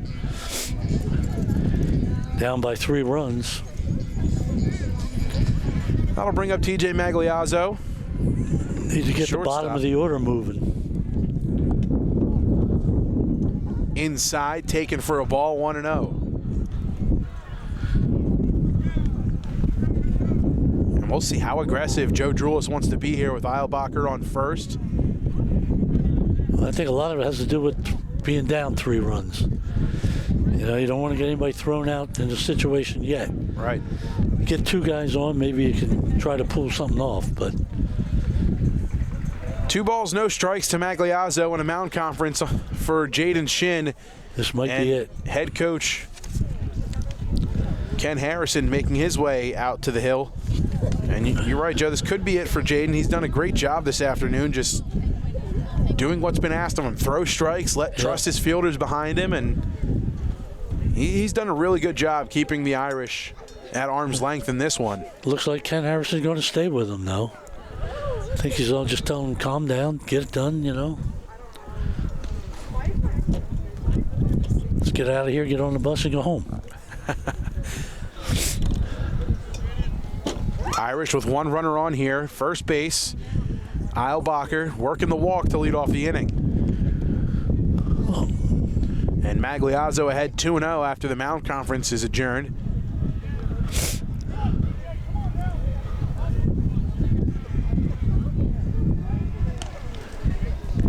The pitch. Outside, it's a ball. Eilbacher doesn't take second on the pass ball that time. You ever notice on days like this and when it's chilly like this, the players on the bench aren't cheering as loud, the fans aren't that loud? I was just thinking that. I just heard somebody say, come on, TJ. That one taken for a strike. 3-1.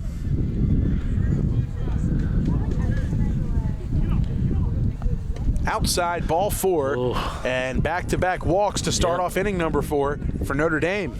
And I'm sure that's not what Ken Harrison talked about.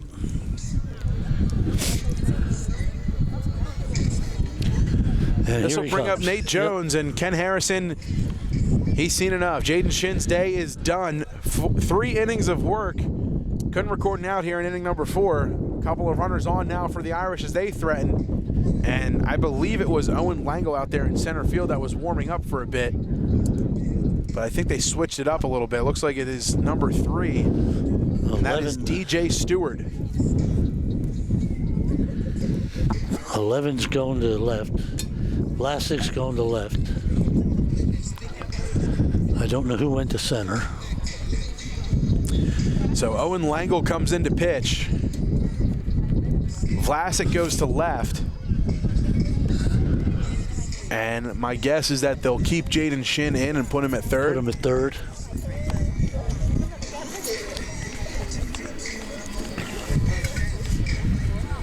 Well, pitching change on the mound lets us tell you about Jammer Doors and Windows. Spring is here, and it's time to view the world through Jammer Doors and Windows, a family-owned and operated local business since Babe Ruth started playing for the Yankees in 1920.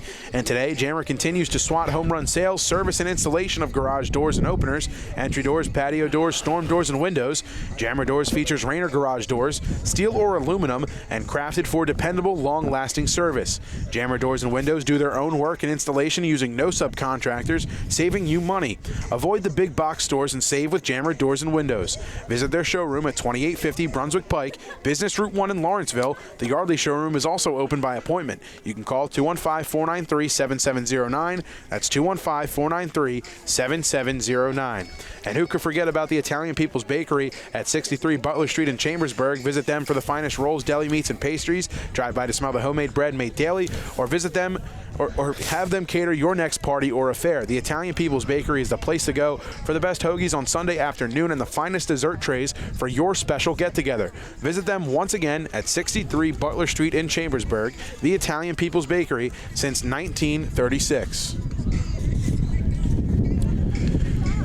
So Owen Langle comes in to pitch. Moves from center field to the center of the infield. John Michael Vlasic goes to left field. And Jaden Shin goes to third base.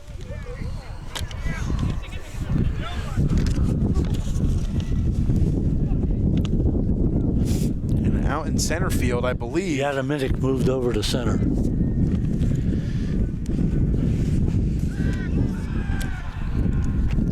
Pickoff move to second. Enough to keep Eilbacher off balance that time. Yadamick in center field. Langle on the mound. Runners at first and second for the Irish. Trailing by 3. Pitch to Nate Jones, fouled back. No balls and 1 strike. Shin didn't pitch bad for Hopewell. He did a nice job. Yeah, it's tough to ask for much more from your starting pitcher. Yeah, I know. In these elements, Yep. the advantage that he left the mound with, really, like I said, can't ask for much more. Nate Jones takes a curveball. Runners are going to take off, and they will move 90 feet each. Couple in scoring position now for Notre Dame. Still Wild nobody pitch. out. Wild pitch there, Mike. Yeah, wild pitch indeed. That one a little bit short. I had WW. You know what that is, right? What's that? Wasn't watching. Was. Called strike to Nate Jones. 1-2 the count. All right.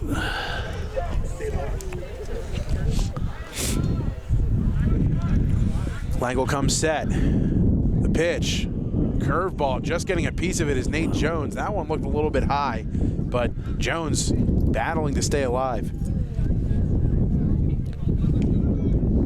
Now we're back in the, we've said it all day now. Now it's Engel's turn to make a pitch.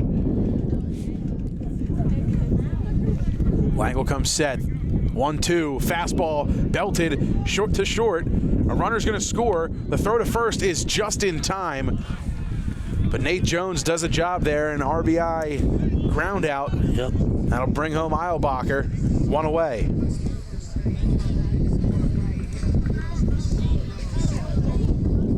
(5-3) the put, or 6-3 the put out that time. Yep. Blake fielding that one cleanly. And this will bring up Don Bizzoni. Bizzoni takes that one in the dirt. Magliazzo stays put at third. 1-0. Hopewell's still at the chance where they can give up a run for an out. They can trade a run for an out, but gets a little closer there. It changes the whole strategy. Counts even at 1 apiece after the called strike.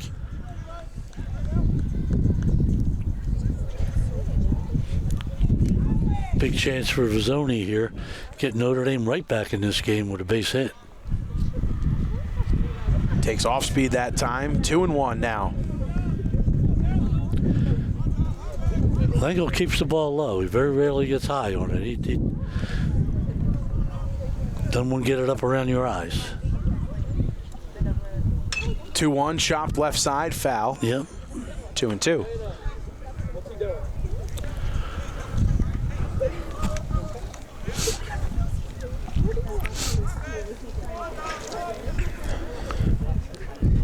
Two balls, 2 strikes. Magliazzo on third.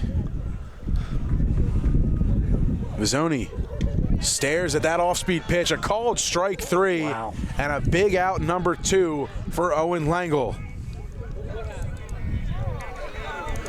That was a big out there. Here's Prekop, 1 for 2. He doubled and flew out to center. He hit a ball out to right center in the first inning for a double. And locating the off-speed is Owen Langle. That one, a called strike. This curveball for him has really been effective. It seems to be a whole different vibe than Shin gave him. Prekop, right side, worm burner. Coming over and stepping on the bag for the out is Blake Echternack, and that will retire the side. The Irish push 1 across in the inning, but they still trail by 2, heading to the top half of the 5th.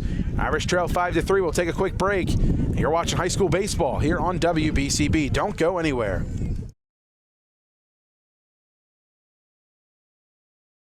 Primary Care Network continues to grow, bringing its extensive option of locations to your neighborhood. Whether you're scheduling a wellness checkup or not feeling well, advanced medicine starts with a Capital Health primary care doctor at locations near you in Mercer, Bucks, and Burlington counties. To find a Capital Health primary care location that's convenient for you, visit capitalmedicalgroup.org. That's capitalmedicalgroup.org. This is Angelo Onifree, your Mercer County prosecutor, and I'd like to take this opportunity to wish all of our Mercer County student athletes the best of luck, and also urge parents to stay involved in your children's school activities. Extracurricular events are a great way to keep your sons and daughters focused, and it does not have to be athletics. They can be involved with the drama club, the school band, even the debate team. An involved student today has a brighter future tomorrow. This message is brought to you by the Mercer County Prosecutor's Office, and I hope you enjoy today's game. Probably a 10-run job. Back here at Notre Dame High School, 5-3 the score, and myself and Joe O'Gorman discussing a rather quick game occurring behind us here. Notre Dame softball getting in and out of Dodge, and you really can't ask for much more from a broadcasting standpoint when you're calling a softball game and it moves that quickly. They already move quick enough as is, but when you have a game in about an hour's time, maybe even less. Well, Notre Dame has one of them all-time pitchers. I can't think of her name right now. Oh, so, Riley Mihalik. Yeah, she's very, very good. Phenomenal. Committed to Houston, University of Houston. Yeah, that's right. When she's in the circle, it's going to be a quick game. Yeah, I remember it was the first summer I was on for BCB. I believe it was their freshman year, and Marty Schaefer still at the helm at the time for the Irish softball team, and he was telling me, he's like, man, this freshman I have is very impressive, and by the time she's a senior, she's probably going to be a D1 prospect. Well, she was a D1 prospect by the end of her freshman year with the amount of numbers she put up, and only continuing to improve that success as we resume action here on the baseball field. Klenna back out for another inning of work as he blows a fastball in there for strike one, and off-speed pitch taken. It's 1-1. It'll be Helmrich, Langle, and Ottebre to lead things off, the three to start things off for Hopewell Valley. Been a productive middle of the order for Hopewell. Helmrich laces this one through the hole on the left side for a base hit. Leadoff single for the Bulldogs.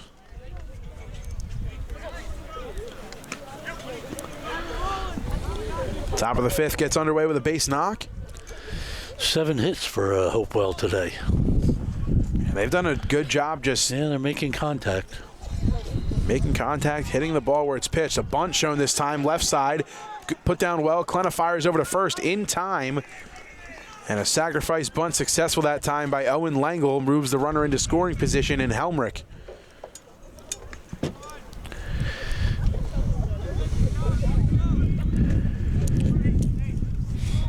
Klenna did a great job on that. He got off the mound, took his time, made a good throw to first base. That's something that Notre Dame works on nonstop, just knowing from years past the PFP drills.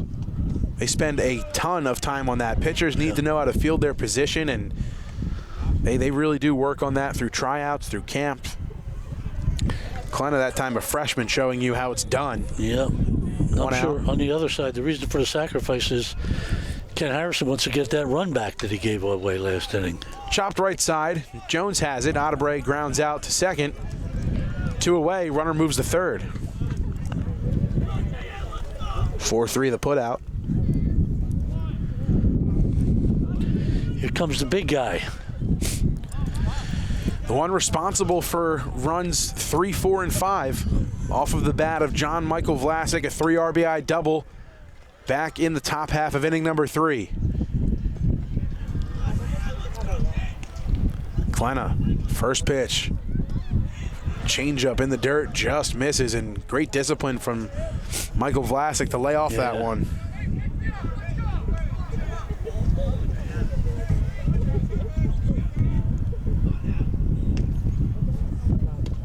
That one finds the zone, 1-1. Man, when you're able to throw off speed for a strike, it is intimidating as it gets for a batter. Glenna's 1-1 to Vlasic, taken low in the dirt, stopped by Bucher. Runner at third will stay put.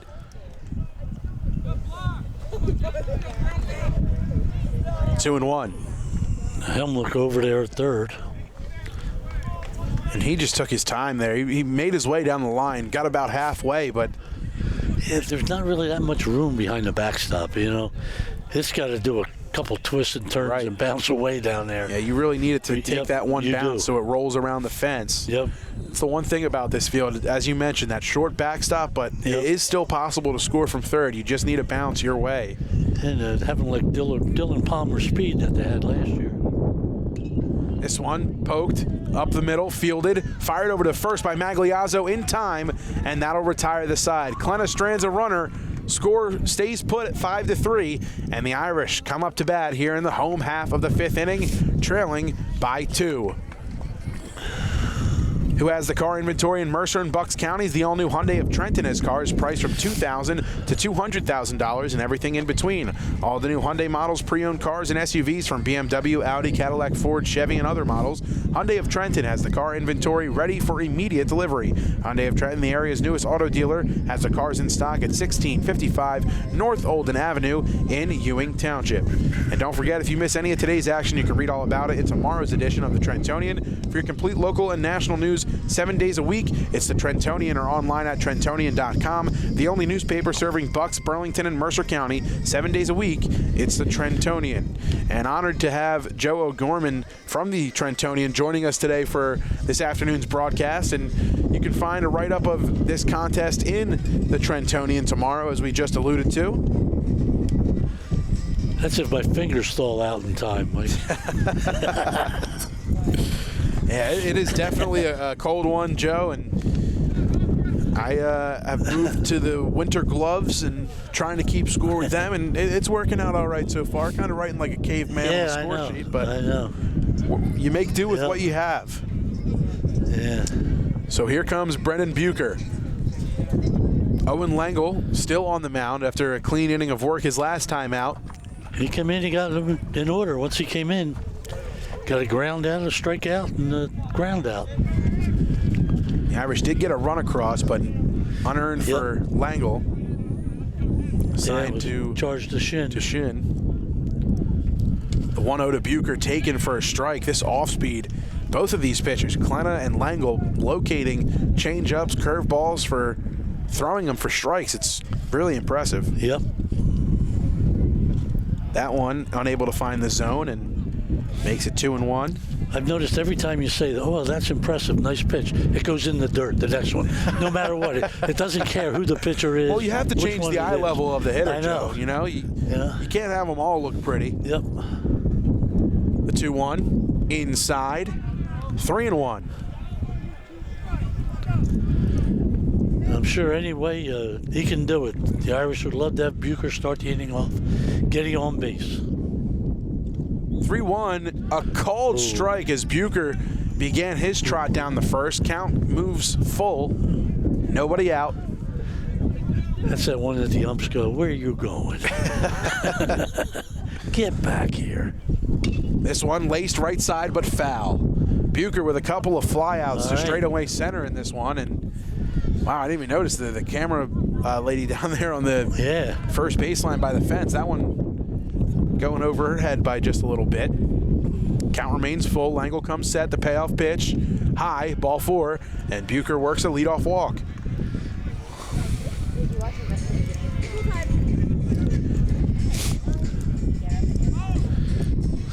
Jack Hughes walk-up music here? Yes, it is. It's California love. Old school. Jack Hughes, a single and a strikeout looking in this one.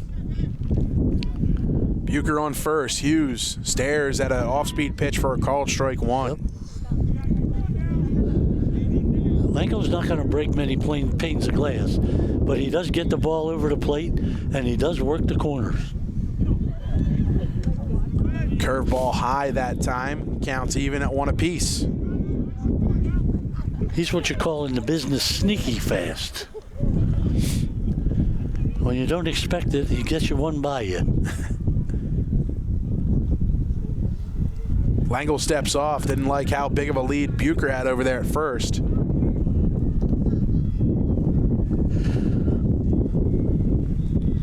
Steps off again.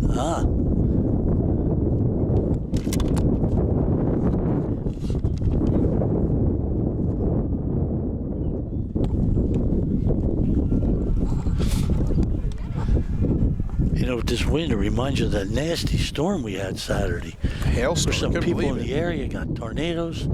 How sad is that? 2 balls, 1 strike to Hughes. This one belted in the air. Deep left field. Vlasic going back. This one's gone! Jack Hughes ties the game at 5 apiece as he goes yard. Down there into left center, that ball went out about, I'm going to say that had to be close to 340. That ball was absolutely crushed, and Jack Hughes makes this a brand new ball game.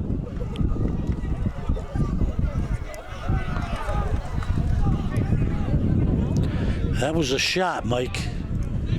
A shot to the tee, as now Notre Dame has knotted it up at 5. And this time, Nicky DePalma. Sorry, I lost my score sheet for a second. Nicky DePalma is going to go ahead and talk to Coach Drulis down at third base. And we've seen DePalma put together a couple of at-bats this afternoon that warrant labeling him almost as a second leadoff guy. I mean, he really does a nice job working and waiting for his. He's roped a couple of nice balls in this one so far. Yeah, and he's got some speed, too. The double and the line out. Yep, saw that on the double. Yeah. And the line out was a great play by Blake at short. It really was. Got over there and jumped and made the catch. So now, with nobody out, DePalma ropes this one right side, fielded by Tully and over to first for the out. But again, DePalma just putting the ball in play hard. Every single time he's been up so far, he's made good wood on the ball. Hughes 2 for 3 today now. That was a shot. Yeah, that one got up into the wind and just went for a little ride. Vlasic was watching it, and he knew it was starting to go down that slope out there in left field. He knew he wasn't going to see that one for a while. That'll bring up Logan Eilbacher with 1 away, nobody on. He stares at an off-speed pitch for a called strike. Eilbacher 0 for 2. He reached on an error back in inning number 2. So Jack's won. Jack with a big-time jack, yes. And that is another big-time hit. That's my best John Sterling. That's all I can do. Jack's won. Eilbacher lets that one ride up and in. He's ahead in the count. I believe it's 2-1.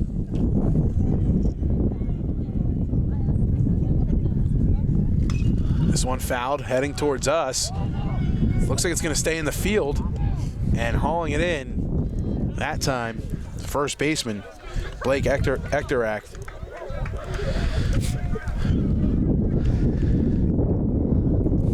So Langle's going to look to get out of here with no more damage now, and Lance Eilbacher's going to look to keep this thing going for ND. Battle back.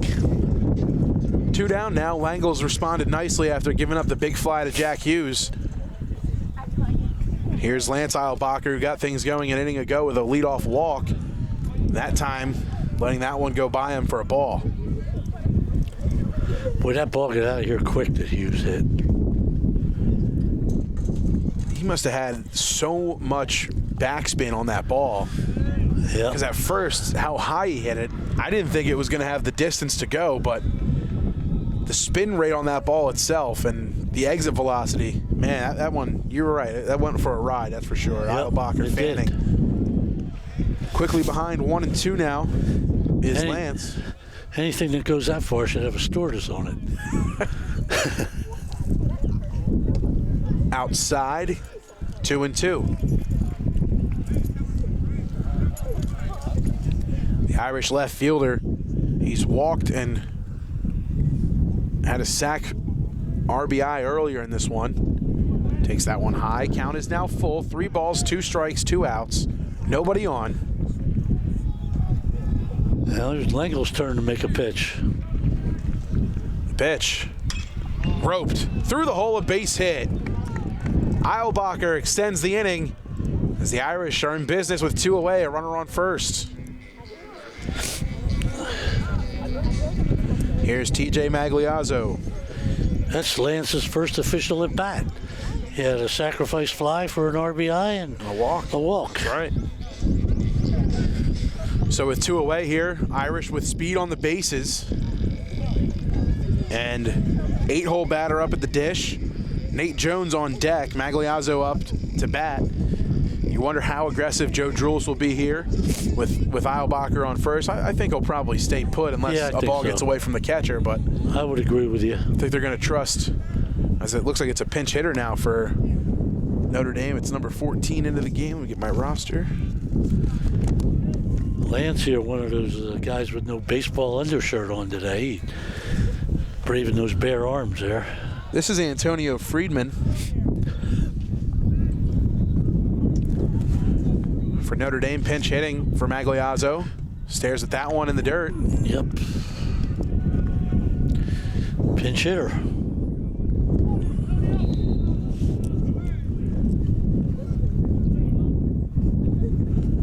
Two balls, no strikes. The pitch, called strike one.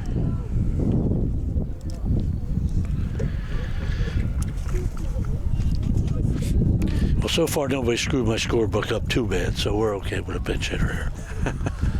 You hate it when they bat around and the scorebook looks like Yes, looks like you're doing hieroglyphics or something like that.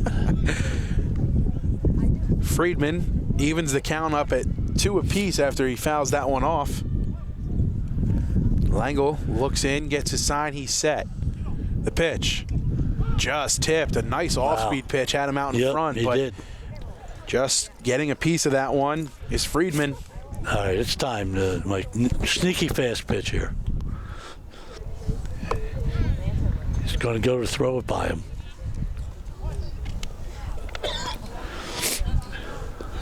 Langle's 2-2.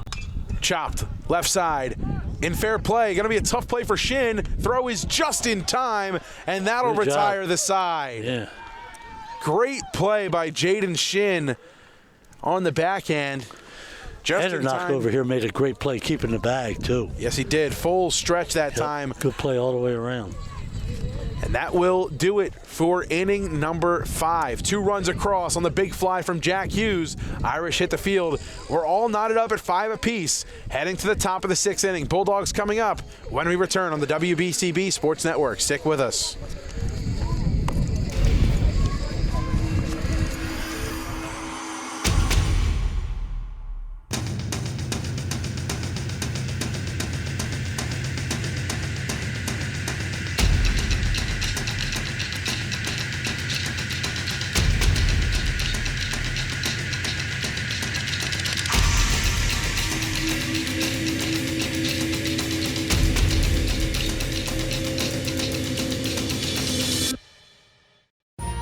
Capital Health's primary care network continues to grow, bringing its extensive option of locations to your neighborhood.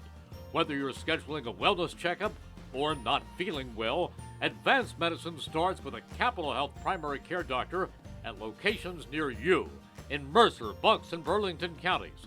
To find a Capital Health primary care location that's convenient for you, visit capitalmedicalgroup.org. That's capitalmedicalgroup.org. Blake Echternack to lead things off here in the away half of the 6th inning. You talk about what a crazy game baseball is, and at the same time, what a great game. Notre Dame scored 3 runs in the last 2 innings. They've had 1 hit. Hughes' home run. It just shows you that, how crazy this game is. But at the same token, how great it is, because it's not all just getting up and hitting and pitching and striking out. It's what happens in the field, and gotta love the long ball. Klenna back out for his 3rd inning of relief work, and fastballs low and away. It's 1-0 to Brian Tully.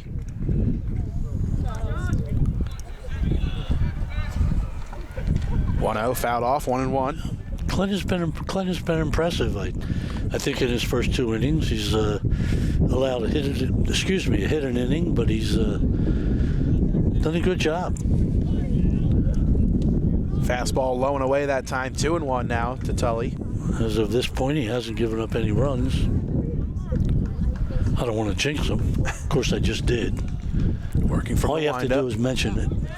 Called strike, a low fastball that time. Ken Harrison, not a fan of that one down the third base not at line. all. Not at all. 2 balls, 2 strikes. Klena gets the sign, kicks and deals. Counts full. I don't know if it's my imagination or not, but it seems like we've had a lot of full counts today. A good amount of them, you know? For both of these teams. They've done a pretty decent job working favorable counts. This is Tully, the 9-hole hitter. Klena trying to prevent a leadoff walk. Jaden Shin waits on deck in the leadoff spot. The pitch. Low for ball 4. Kind of looked like the pitch he called a strike a little while ago. Almost identical to that one. Maybe that one just a little bit more inside than the one he did call for a strike. Nonetheless, it's a leadoff walk.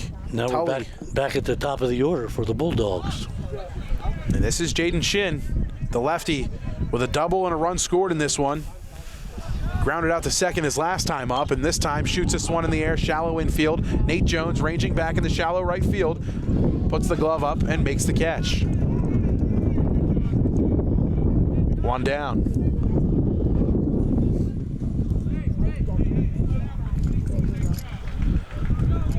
Remember we talked last inning when we said Ken Harrison just wanted to get that guy to third with the sacrifice to get that run? Well, he didn't get it, and he paid the price for it because it would have made it 6-5.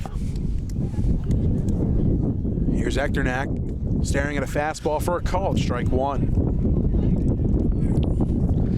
Another one of these young players, just a sophomore on this team, is Echternak. He's got a single and a stolen base in this one, both coming his last time up in the 4th. As he fouls off the off-speed pitch quickly behind 0-2 here. Blake Echternak, the sophomore first baseman, flashing the leather on the defensive side of the field and flashing the flexibility as well with a couple of nice stretches. Now behind 0-2 to Josh Klena. 0-2 pitch. In the dirt. Nice stop by Bucher. Throw to first is not in time. Tully was able to get back on that little high. It was just Hughes had to go down to make the tag.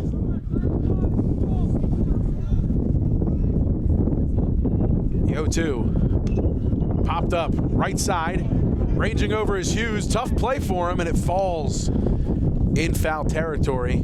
That's one of those balls that it's so hard because it's so hard to run with your back to the ball, you know, and get it. And Jones was so far over on second base, he didn't have a chance to get there. You notice the first thing that Jack did when he was tracking the ball is look for the fence in those situations, right. Rightfully so. Yep. And that's how they teach it. But yeah, this wind whipping around, it definitely blew that ball back into a little bit more of a closer fair play than foul. 0-2 is high, it's 1-2. Yep.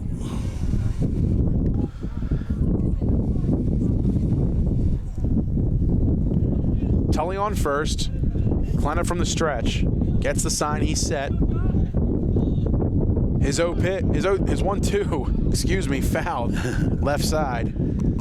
Tully's got to come back.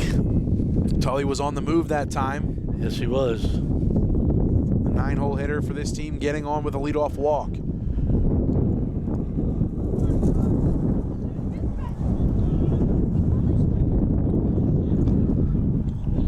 Echternak behind 1-2. Klena's throw over to first, not in time. That was a little close, though. Might want to put a little bit of a shorter leash on Tully here. Tully creeping off more and more. He is. He's on the move. This one laced down the left field line. It's a fair ball. Tully's on his way to third. He could score. He's being waved home. The throw from Eilbacher is in, and he's going to score. Yep. The Bulldogs take a 6-5 lead off of the RBI double from Blake Echternak. Boy, that thing had to kick up some chalk. It was right down the line. Really did. You saw that chalk pop up right away. He roped that one right down the left field line. Yep. And if Tully wasn't off with the pitch, he wasn't scoring. Now, Eilbacher did a great job to track that thing down and get it in as quickly as possible.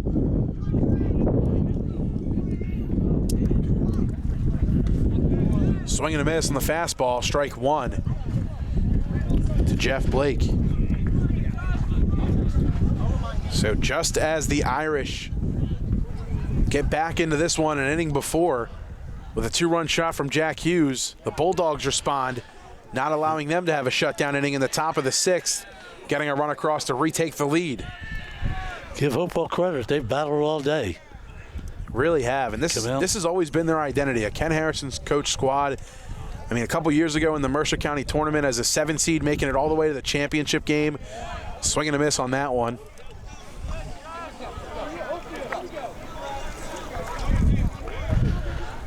It's a shame. Again, it's chilly, but it's been a very good baseball game. It truly has. Really a very good baseball game. Even though Hopewell was up at 1.52, you knew that it was far from over. Klena's 1-2 pitch. Poked right side. Hughes hauls it in for out number 2.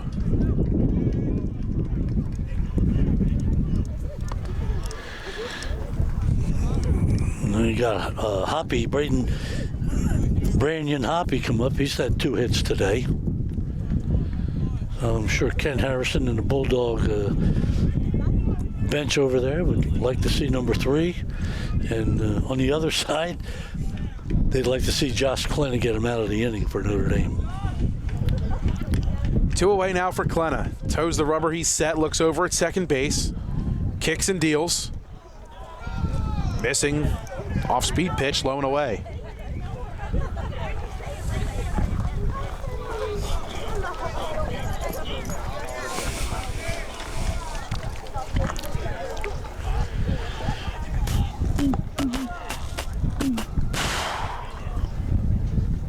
(1-0), 2-0.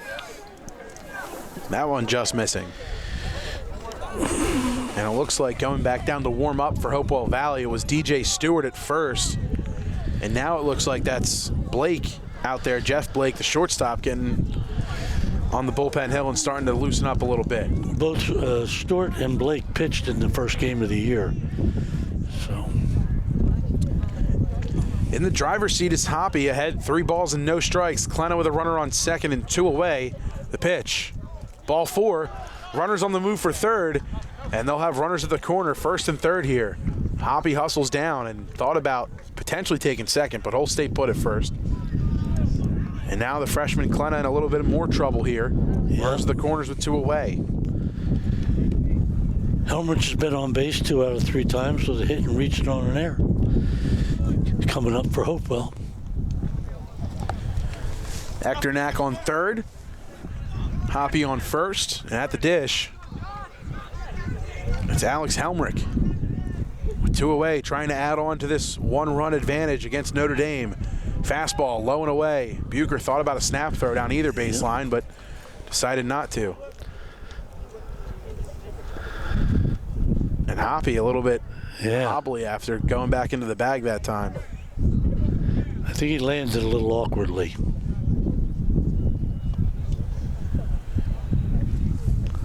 Going to get a courtesy runner here. Still have courtesy runner in high school? Yes, you do for the catcher. You can courtesy run for him with 2 outs, and they're electing to do so here. Hasn't been They haven't done that yet so far. First time in this one. That looks like it's Lucas Hemmer pinch running for Hoppy. 1-0. Klena kicks and deals. Fouled off. Wow. Got a nice pitch in there, Klena. It was a little low, but he had Helmrich going down reaching for it.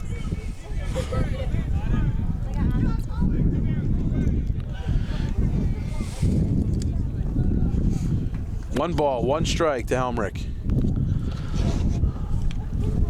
The pitch. Off speed, finds the zone. Yeah, very it's nice. 1-2. Very nice pitch. He's going to do a lap around the mound now and can get his thoughts together, and what he hopes is going to be the strikeout pitch. They got him in a rundown now. Klenna, decision time. Runners heading home. Jones throws it home. They score. And taking second is Lucas Hemmer. Ken Harrison with great strategy. Yep. And an extra run comes across. It's 7-5. That could be big.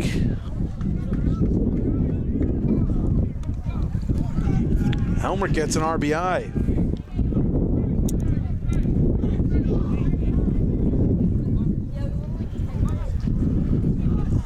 The pitch in the dirt. 2-2.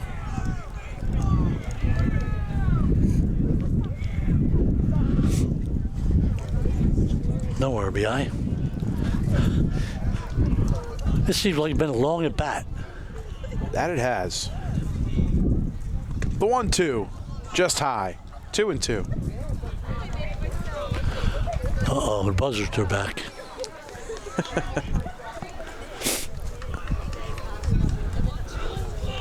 And they've 2-2, the count, the pitch.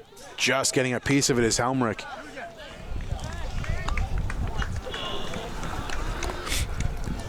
That was an interesting play there because Hammer, he got caught. He did it right. The pinch runner there did a great job of forcing Klenna's hand, and then it was allowed Eckern a chance to score. The 2-2. Outside. Count moves full. Here we go again, another full count. I am a little shocked that we haven't seen a mound conference yet.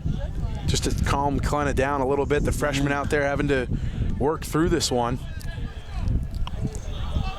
3-2. Left side, infield. Failed by Magliazzo. The throw to first is wild and out of play.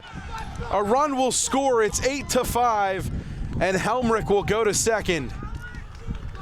Unraveling here in the home half of the 6th inning are the Irish. 3 runs this inning.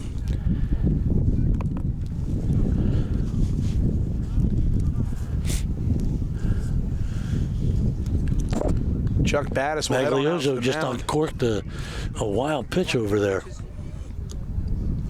Yeah, that's a tough play for the shortstop there. Yep.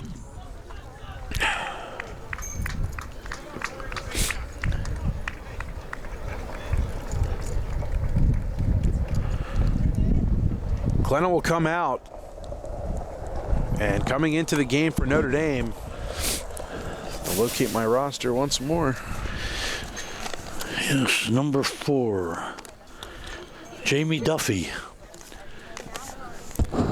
I'll turn to Duffy to try and get some valuable innings here. And just needing one more out to get out of this one before heading to the home half of the 6th. They'll turn to Duffy. Klenna did a pretty decent job for the period of time he was in there. He's a freshman, come in. And as we talked earlier, and as you said, you used to hear from your coach, it all started with a walk this inning. Yep, walk's a run. That's what they always say. And yep. It's one of the more frustrating things as a pitcher to do as good of a job as Klenna did, and just that one little inning here. Yep. But still a decent job for Klenna. 2.2 innings, 2 2/3 innings of work, and turns it over to Jamie Duffy now, trying to get this last out here in the 6th and try to get back up with the bats. And believe it or not, the big play was a double steal. Because Hopewell gets that chance, gets that run home with 2 outs. A little bit of small ball. 2 outs when that happened. So, who would have thought in a game where there's been a 3 RBI double and a 2-run home run, the biggest play to this point would be the double steal. And you if you think about it, Mike, probably if Hoppy didn't get hurt, they don't even run that play. Because I don't know if Hoppy can get in a rundown like that kid with a little bit, like Lucas Hammer did with a little bit of speed. Right. So it all worked out perfectively for 3 runs across in the inning for Hopewell Valley. 8-5 the score. Langle in to bat now, as he's been on the hill the last couple innings for Hopewell Valley. Stares at that one high. It's 1-0. Yep. Duffy's a hard thrower. Jamie Duffy. Fastball humming in there. Strike 1.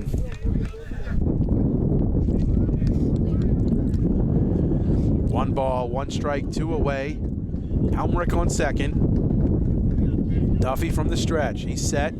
Turns over to second, but no one there. The pitch.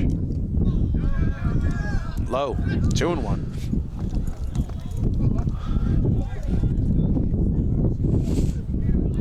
You know, you get a game like this, and now both teams will probably have used at least 3 pitchers.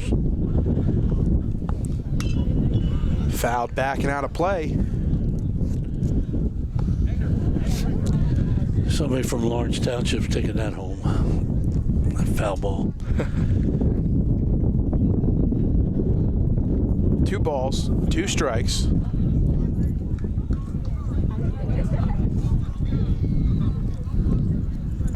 Two down. The pitch. Just fouled off again. Langle keeps staying alive here, just reaching out and poking it. Making Duffy really work here. Yeah. 2-2. Deuce is wild up here on the scoreboard. 2 balls, Pitch. 2 strikes. Swing and a miss. Duffy blows the fastball by him, and that will retire the side. 8-5 the score. 3 come across for Hopewell Valley in the inning. They're back up on top. Heading to the home half of the 6th inning here from Notre Dame High School. Irish looking to go to work, trailing, and a new pitcher on the mound for Hopewell Valley. Looks like it's going to be Jeff Blake, the starting shortstop in this one. He will head to the mound, and it looks like playing shortstop now is going to be Blake Echternack. He'll play shortstop. John Michael Vlasic's at first, Shin's at third, and a new left fielder. Yadimik's still in left field. New center fielder this time. Well, no, they'll probably just put Langle back. So Ken Harrison really just utilizing the 9 guys that he's had on the field in this one. Moves Langle to the hill. Now Langle's back out in center field. Move Jeff Blake from shortstop to the hill now. And Vlasic has only 6 more positions to play today. He's been at third base, he's been in left field, and he's been at first base now. So we can keep him moving. And the Bulldogs leading here 8-5. And you mentioned the strategy from Ken Harrison and this Bulldogs team. When you talk about that Mercer County tournament run they made a couple years ago, is I believe it was the 7th seed in the tournament. A couple of big wins in that run against Robbinsville on the road. Right. And when you talk about how they won those games, sure, they put the ball in play, right, but they stole bases and they played effective small ball. And that's something that Ken Harrison, year after year, is not afraid to do to get his team going and the offense rolling. Yep. You got to be aggressive, you know, and again, you mentioned something a few years, you know, saying it was a few years ago when they were there. Traditionally, Hopewell has been a very, very good baseball program. Yes. I mean, this was a very big rivalry in itself between these two schools. Talk about the early 2010s, back when Charlie Battis was here and Chris Baxter and Blaze Lazinski and all of those names from Notre Dame. A highly touted Irish team loses their first game of the season to a Hopewell Valley team, and they never got on track after that as a flailed single into right field from Nate Jones, excuse me. And that just might be what the Irish need to get things going. Hit them where they ain't. Here they come again. Whoever gets ahead, the other team here they come again. Nate Jones with a nice poke out into right field. Top of the order again, Don Bonozzi. Here is Don Bizzoni. He's reached on an error. He struck out looking and flew out to center field. in this one so far. Stairs in an off-speed pitch, short and in the dirt. 1-0.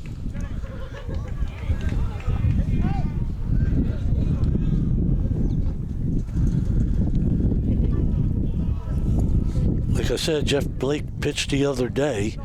He worked 2 innings and had 3 strikeouts. Ahead 2-0 now is Vizzoni. Oh.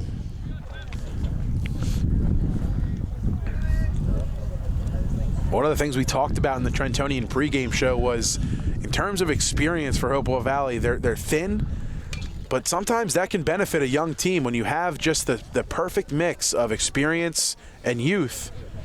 Sometimes that's all you need are 3 guys that have been there before to sort of get the message to transcend to the rest of the team. And you know, just from watching, I know it's early, but just from watching this Hopewell Valley team, it seems like early on they have a mix and a good camaraderie between the young guys and the veterans on this team, the upperclassmen. Yeah. To which we're talking a couple weeks from now, Mercer County tournament time. Again, the Bulldogs will probably be a team that you just don't want to see in the first round or any round for that matter. I think they're going to be a good team all year. Yeah. They've shown they can hit the ball. They fielded fairly well. It's a tough day to judge fielders because of the wind and the chill. Vizzoni shoots this one in the air, left field. Not too deep, but a fly out that time, and hauling it in was Yadamick in left field. F7 that time. Yep. Prekop, he's got a base hit. Had a big double in the first inning, and since then he flied out and grounded out the first. Justin Prekop, the DH today, batting in the 2-hole. 1 down, a runner on first. It's Nate Jones, Irish trailing by 3. Prekop digs into the dish.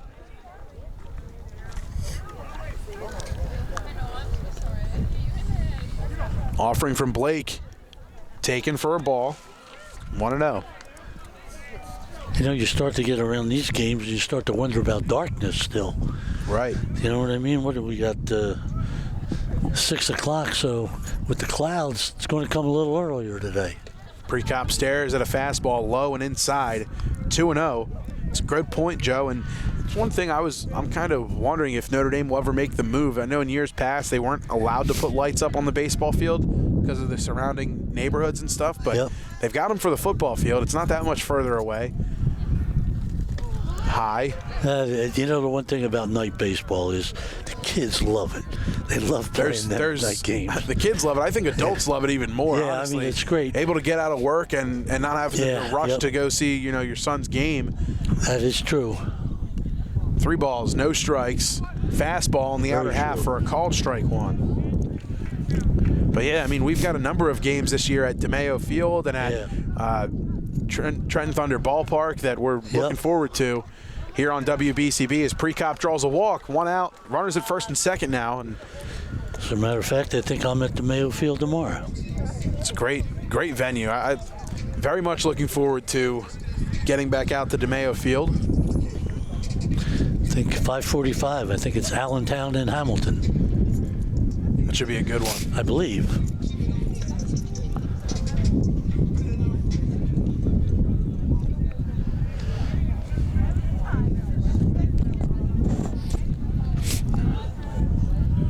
Runners at first and second. Blake toes the rubber. Bucher shoots this one left side through the hole, a base hit. On his way around, being held up at third is Nate Jones. And he will be held up there. Bases loaded, 1 out. And look who's coming up. It's Jack Hughes, who's already got a 2-run home run in this one. And a chance, like we said, to drive in some more here for Jack Hughes. He's the go-ahead run at the plate, as they say. The tying runs are on base here. 1 out. Pinch runner coming in for Prekop. That's A.J. Cerace making his way to pinch run.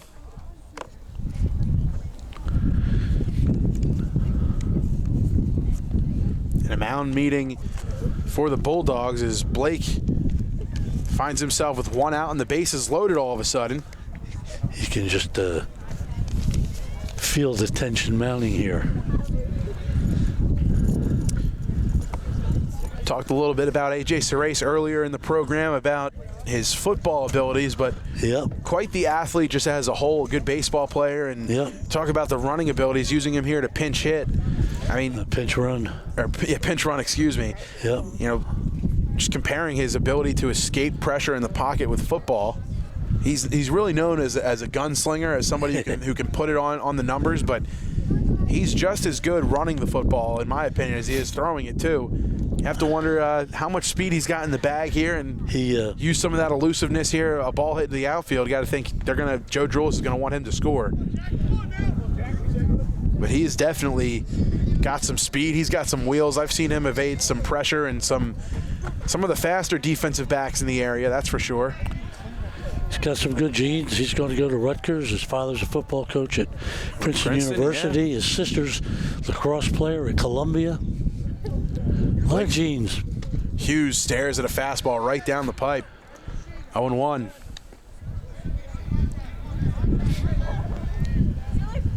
It's Bucher at first. Serace at second. Jones over at third. Bases are loaded, 1 out. 0-1 the count to Jack Hughes. A 2-run shot his last time up. The 0-1 offering. Swings at it, just gets a piece. Quickly behind 0-2 is Jack Hughes. Now, if Hughes was to put one out, that would be a heck of a day. For me, it would have been a heck of a career, because that's about, you know. Blake in the driver's seat. No balls, 2 strikes. Bucher with a healthy lead off first. John Michael Vlasic toying with him. Didn't like that pitch, I guess. Wants to throw something else. Bucher gets a healthy lead off of first. Serace off second, Jones off third. Blake comes set. The 0-2, high, gets past the catcher, but the runners are going to stay put.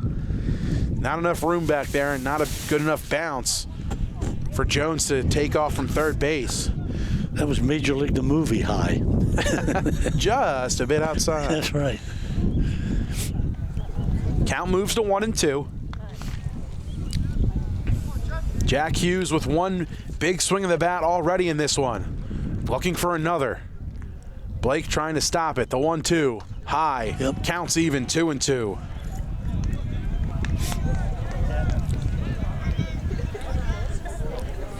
Ain't no place to put him. Outfield at no doubles defense. They are healthy deep out there. The 2-2 pitch. Roped down the left field line, a base hit. This should score a couple.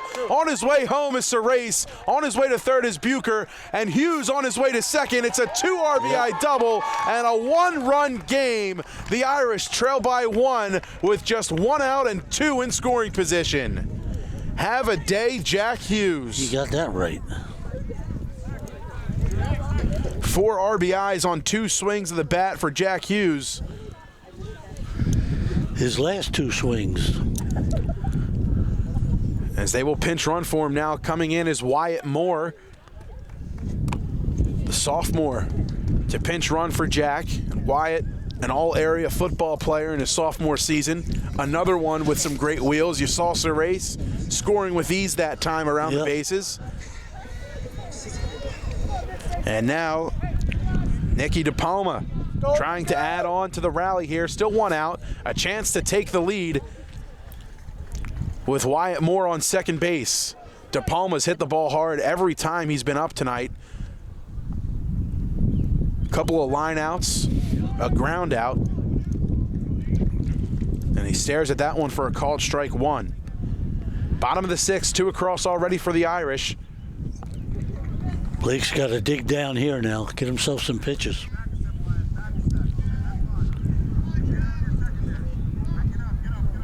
Pitch to Palma, sends this one in the air to left field. It's well measured. On his way home, it's Bucher. The throw to third for Moore is not in time as Wyatt Moore tags to third. There's 2 outs, and it's a whole new ball game. Knotted up at 8 once again. 3 come across in the inning for Notre Dame, and still a chance to take the lead 2 away. Moore at third, and it's worth noting now, Joe, with the speed of Wyatt Moore at third base, the probability of them stealing home on a pass ball or trying to take home on a pass ball just a little bit higher than it would be with anybody else on base. He's just about as fast as they make him. Well, you got to give Notre Dame credit, Mike, battling back like they did this inning. And, again, you got a big hit by Bucher, you got the nice double by Hughes, and a single by Nate Jones got it all started.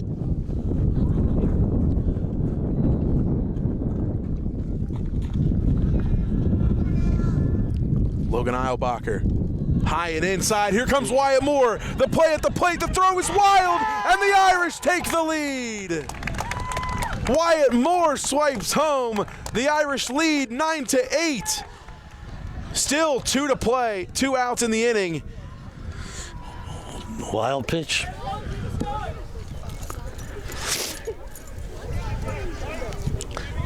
One ball and 1 strike to Eilbacher. Everybody who got on base for Notre Dame has scored now. They played at 4. I guess if you're going to score 3 in the top of the inning, you got to get 4 in the bottom.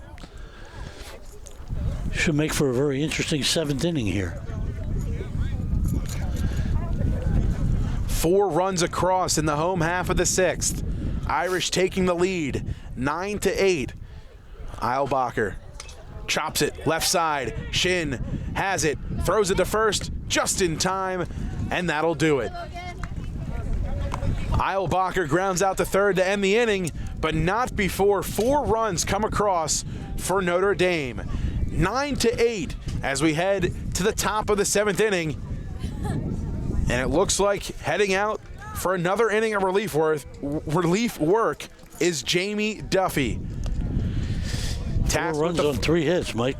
Notre Dame came out hitting. Tasked with the final 3 outs, it's Jamie Duffy. We'll take a quick break. Top of the 7th coming up next here on WBCB. Don't go anywhere. Sheesh.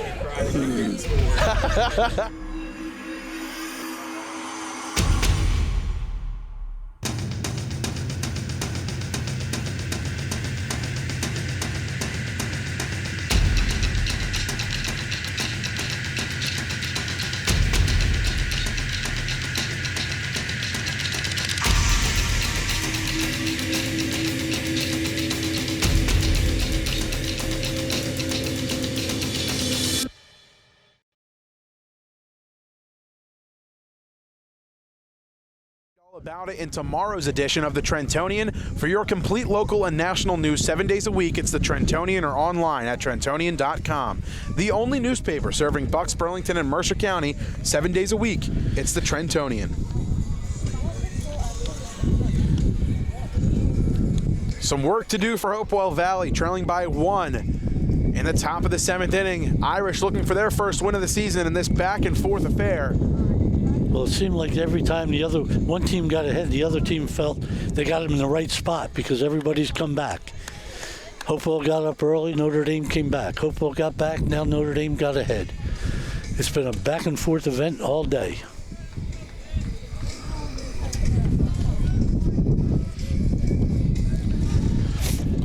Three outs away from win number 1 are the Irish of Notre Dame, and they turn to Jamie Duffy. Irish do have some activity still in the bullpen. I believe I heard Joe Drulis yell down, it's Chase Burrows in the bullpen warming up. Chase, another multi-sport athlete, a basketball player, swung JV and varsity time this year for Notre Dame, and quite the baseball player, has been told by his coach, Paul Catania, has told me that he said he might even be just a little bit better at baseball than he is basketball, not taking anything away from it, but you got to see the kid pitch. That's what he told me, and maybe we will see him pitch here today. Maybe. But right now, it's Jamie Duffy's ball and his mound ahead 0-1. The pitch, nubbed at right side, has it, throws it over to first, 1 out. Nate Jones making that one look like clockwork. 1 away. Otterbrave grounds out. Here comes the Hopewell big guy, John Michael Vlasic. He had their big blast of the day. And John Michael Vlasic being thrown into a similar position as a leadoff hitter would be, with nobody on here, 1 away, just trying to get things started for Hopewell Valley. Yes, 1 run's all they need to get this thing tied. off-speed pitch inside 1-0 to Vlasic.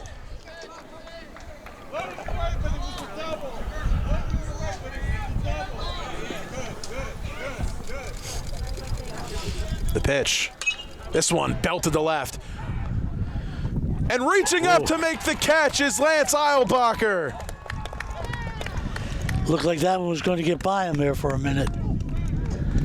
John Michael Vlasic gave it a ride, but Eilbacher had it measured this time. Reaching up to make the catch, 2 away. Yep.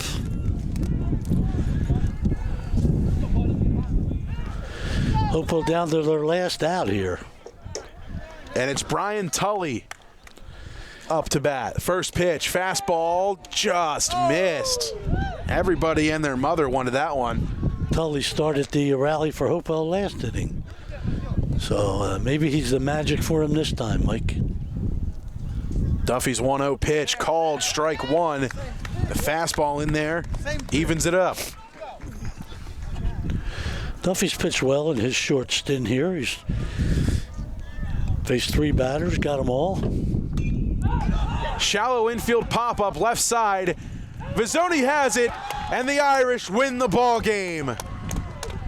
Coming back from as many as 3 down, the Irish steal a win on their home field, 9-8, behind the powerful bat of their first baseman, Jack Hughes. A 4 RBI afternoon, and the Italian People's Bakery Player of the Game honors go to Jack Hughes. We'll speak with Jack shortly here with our post-game interview. We'll step aside here on WBCB, let you hear from some of our sponsors. One more time, the final score, the Irish 9, the Bulldogs of Hopewell Valley 8. The Irish improve to 1-1 on the year, and the Hopewell Valley Bulldogs fall to 1-1. Stick around here on WBCB. We'll have our Italian People's Bakery post-game Player of the Game interview coming up next with Jack Hughes. Don't go anywhere. The Irish win this one, 9-8, the final here from Notre Dame High School. Alongside Gorman, my name is Mike Warren. We'll be right back. Don't go anywhere. You're watching high school basketball on WBCB.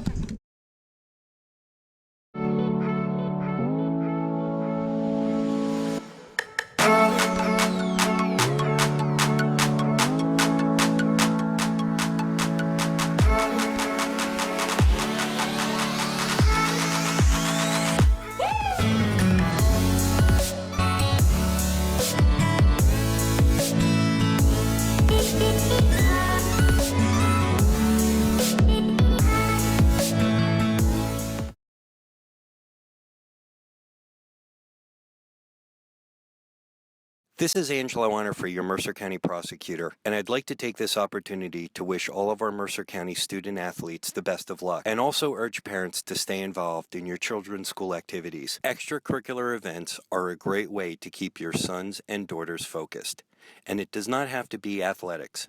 They can be involved with the drama club, the school band, even the debate team. An involved student today has a brighter future tomorrow. This message is brought to you by the Mercer County Prosecutor's Office, and I hope you enjoyed today's game.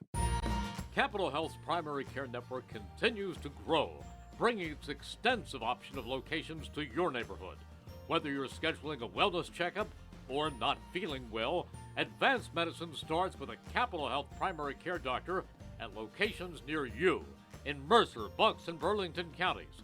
To find a Capital Health primary care location that's convenient for you, visit capitalmedicalgroup.org.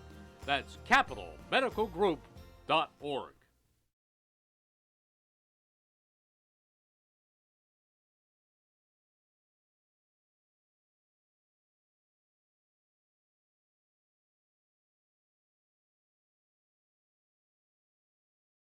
RBIs, a big fly in this one that really got the momentum into the locker, or into the clubhouse, I should say, and just an outstanding performance from the multi-sport athlete in Jack Hughes. Jack, earlier this year, we saw you just being a menace in the backfield all year long, sacking quarterbacks. Now you're taking it to the baseball field, mashing baseballs over the fence in cold weather. Take us through the at-bat. What did you see on that pitch that you took over the fence there? Well, after my first at-bat, I just wanted to get back into the box and hit something hard. And I say it to myself over and over again, it's all about confidence. I say, I'm going to hit this ball hard, I'm going to hit this ball far. I never have a doubt in my mind. So I stepped in the box, just hit the ball. I kid. I almost cursed that. Right? No worries. Great job today, Jack. Again, another at-bat coming up later on. You come up in a big position. You fall behind early in the at-bat, but you stay calm and you work a nice count, and you're able to drive it into the gap for a 2 RBI double. What was Coach Drulis kind of saying in the dugout there? It is cold. Our brains are not working. In the dugout there, what was he saying sort of in between innings? You guys were down by as many as 3 in this one. A real back-and-forth game. I mean, after you tie the game up, you guys give the lead up that next inning. What was sort of the message from the coaching staff and from Coach Joe Drulis to keep you guys sort of on check in this one? Well, the main thing he said was confidence. We know, and he knows, that we're a great hitting team, and we never have a doubt in our mind that we can hit the ball. So we went in there and we just hit the ball. Another thing he said was just to hit line drives. Don't think about the big fly, no matter where it happens, or if it can happen. The wind's blowing out, it doesn't matter. Focus on line drives, ball's going to drop. Hard hit balls play. Absolutely. Well, Jack, you're our Italian People's Bakery Player of the Game. You take home a gift certificate to the Italian People's Bakery at 63 Butler Street in Chambersburg. Congratulations. Win number 1. It's got to feel pretty good here in your senior year. Feels awesome. And we're looking forward to following you guys the rest of the way. Best of luck the rest of the year, Jack. Yes, sir. Many more to come. Absolutely. Jack Hughes, our Player of the Game, the Italian People's Bakery. We'll take one more quick break and wrap things up here from Notre Dame High School. Notre Dame improves to 1-1 with a 9-8 victory over the Bulldogs of Hopewell Valley. Don't go anywhere. High school baseball here on WBCB. We'll be right back.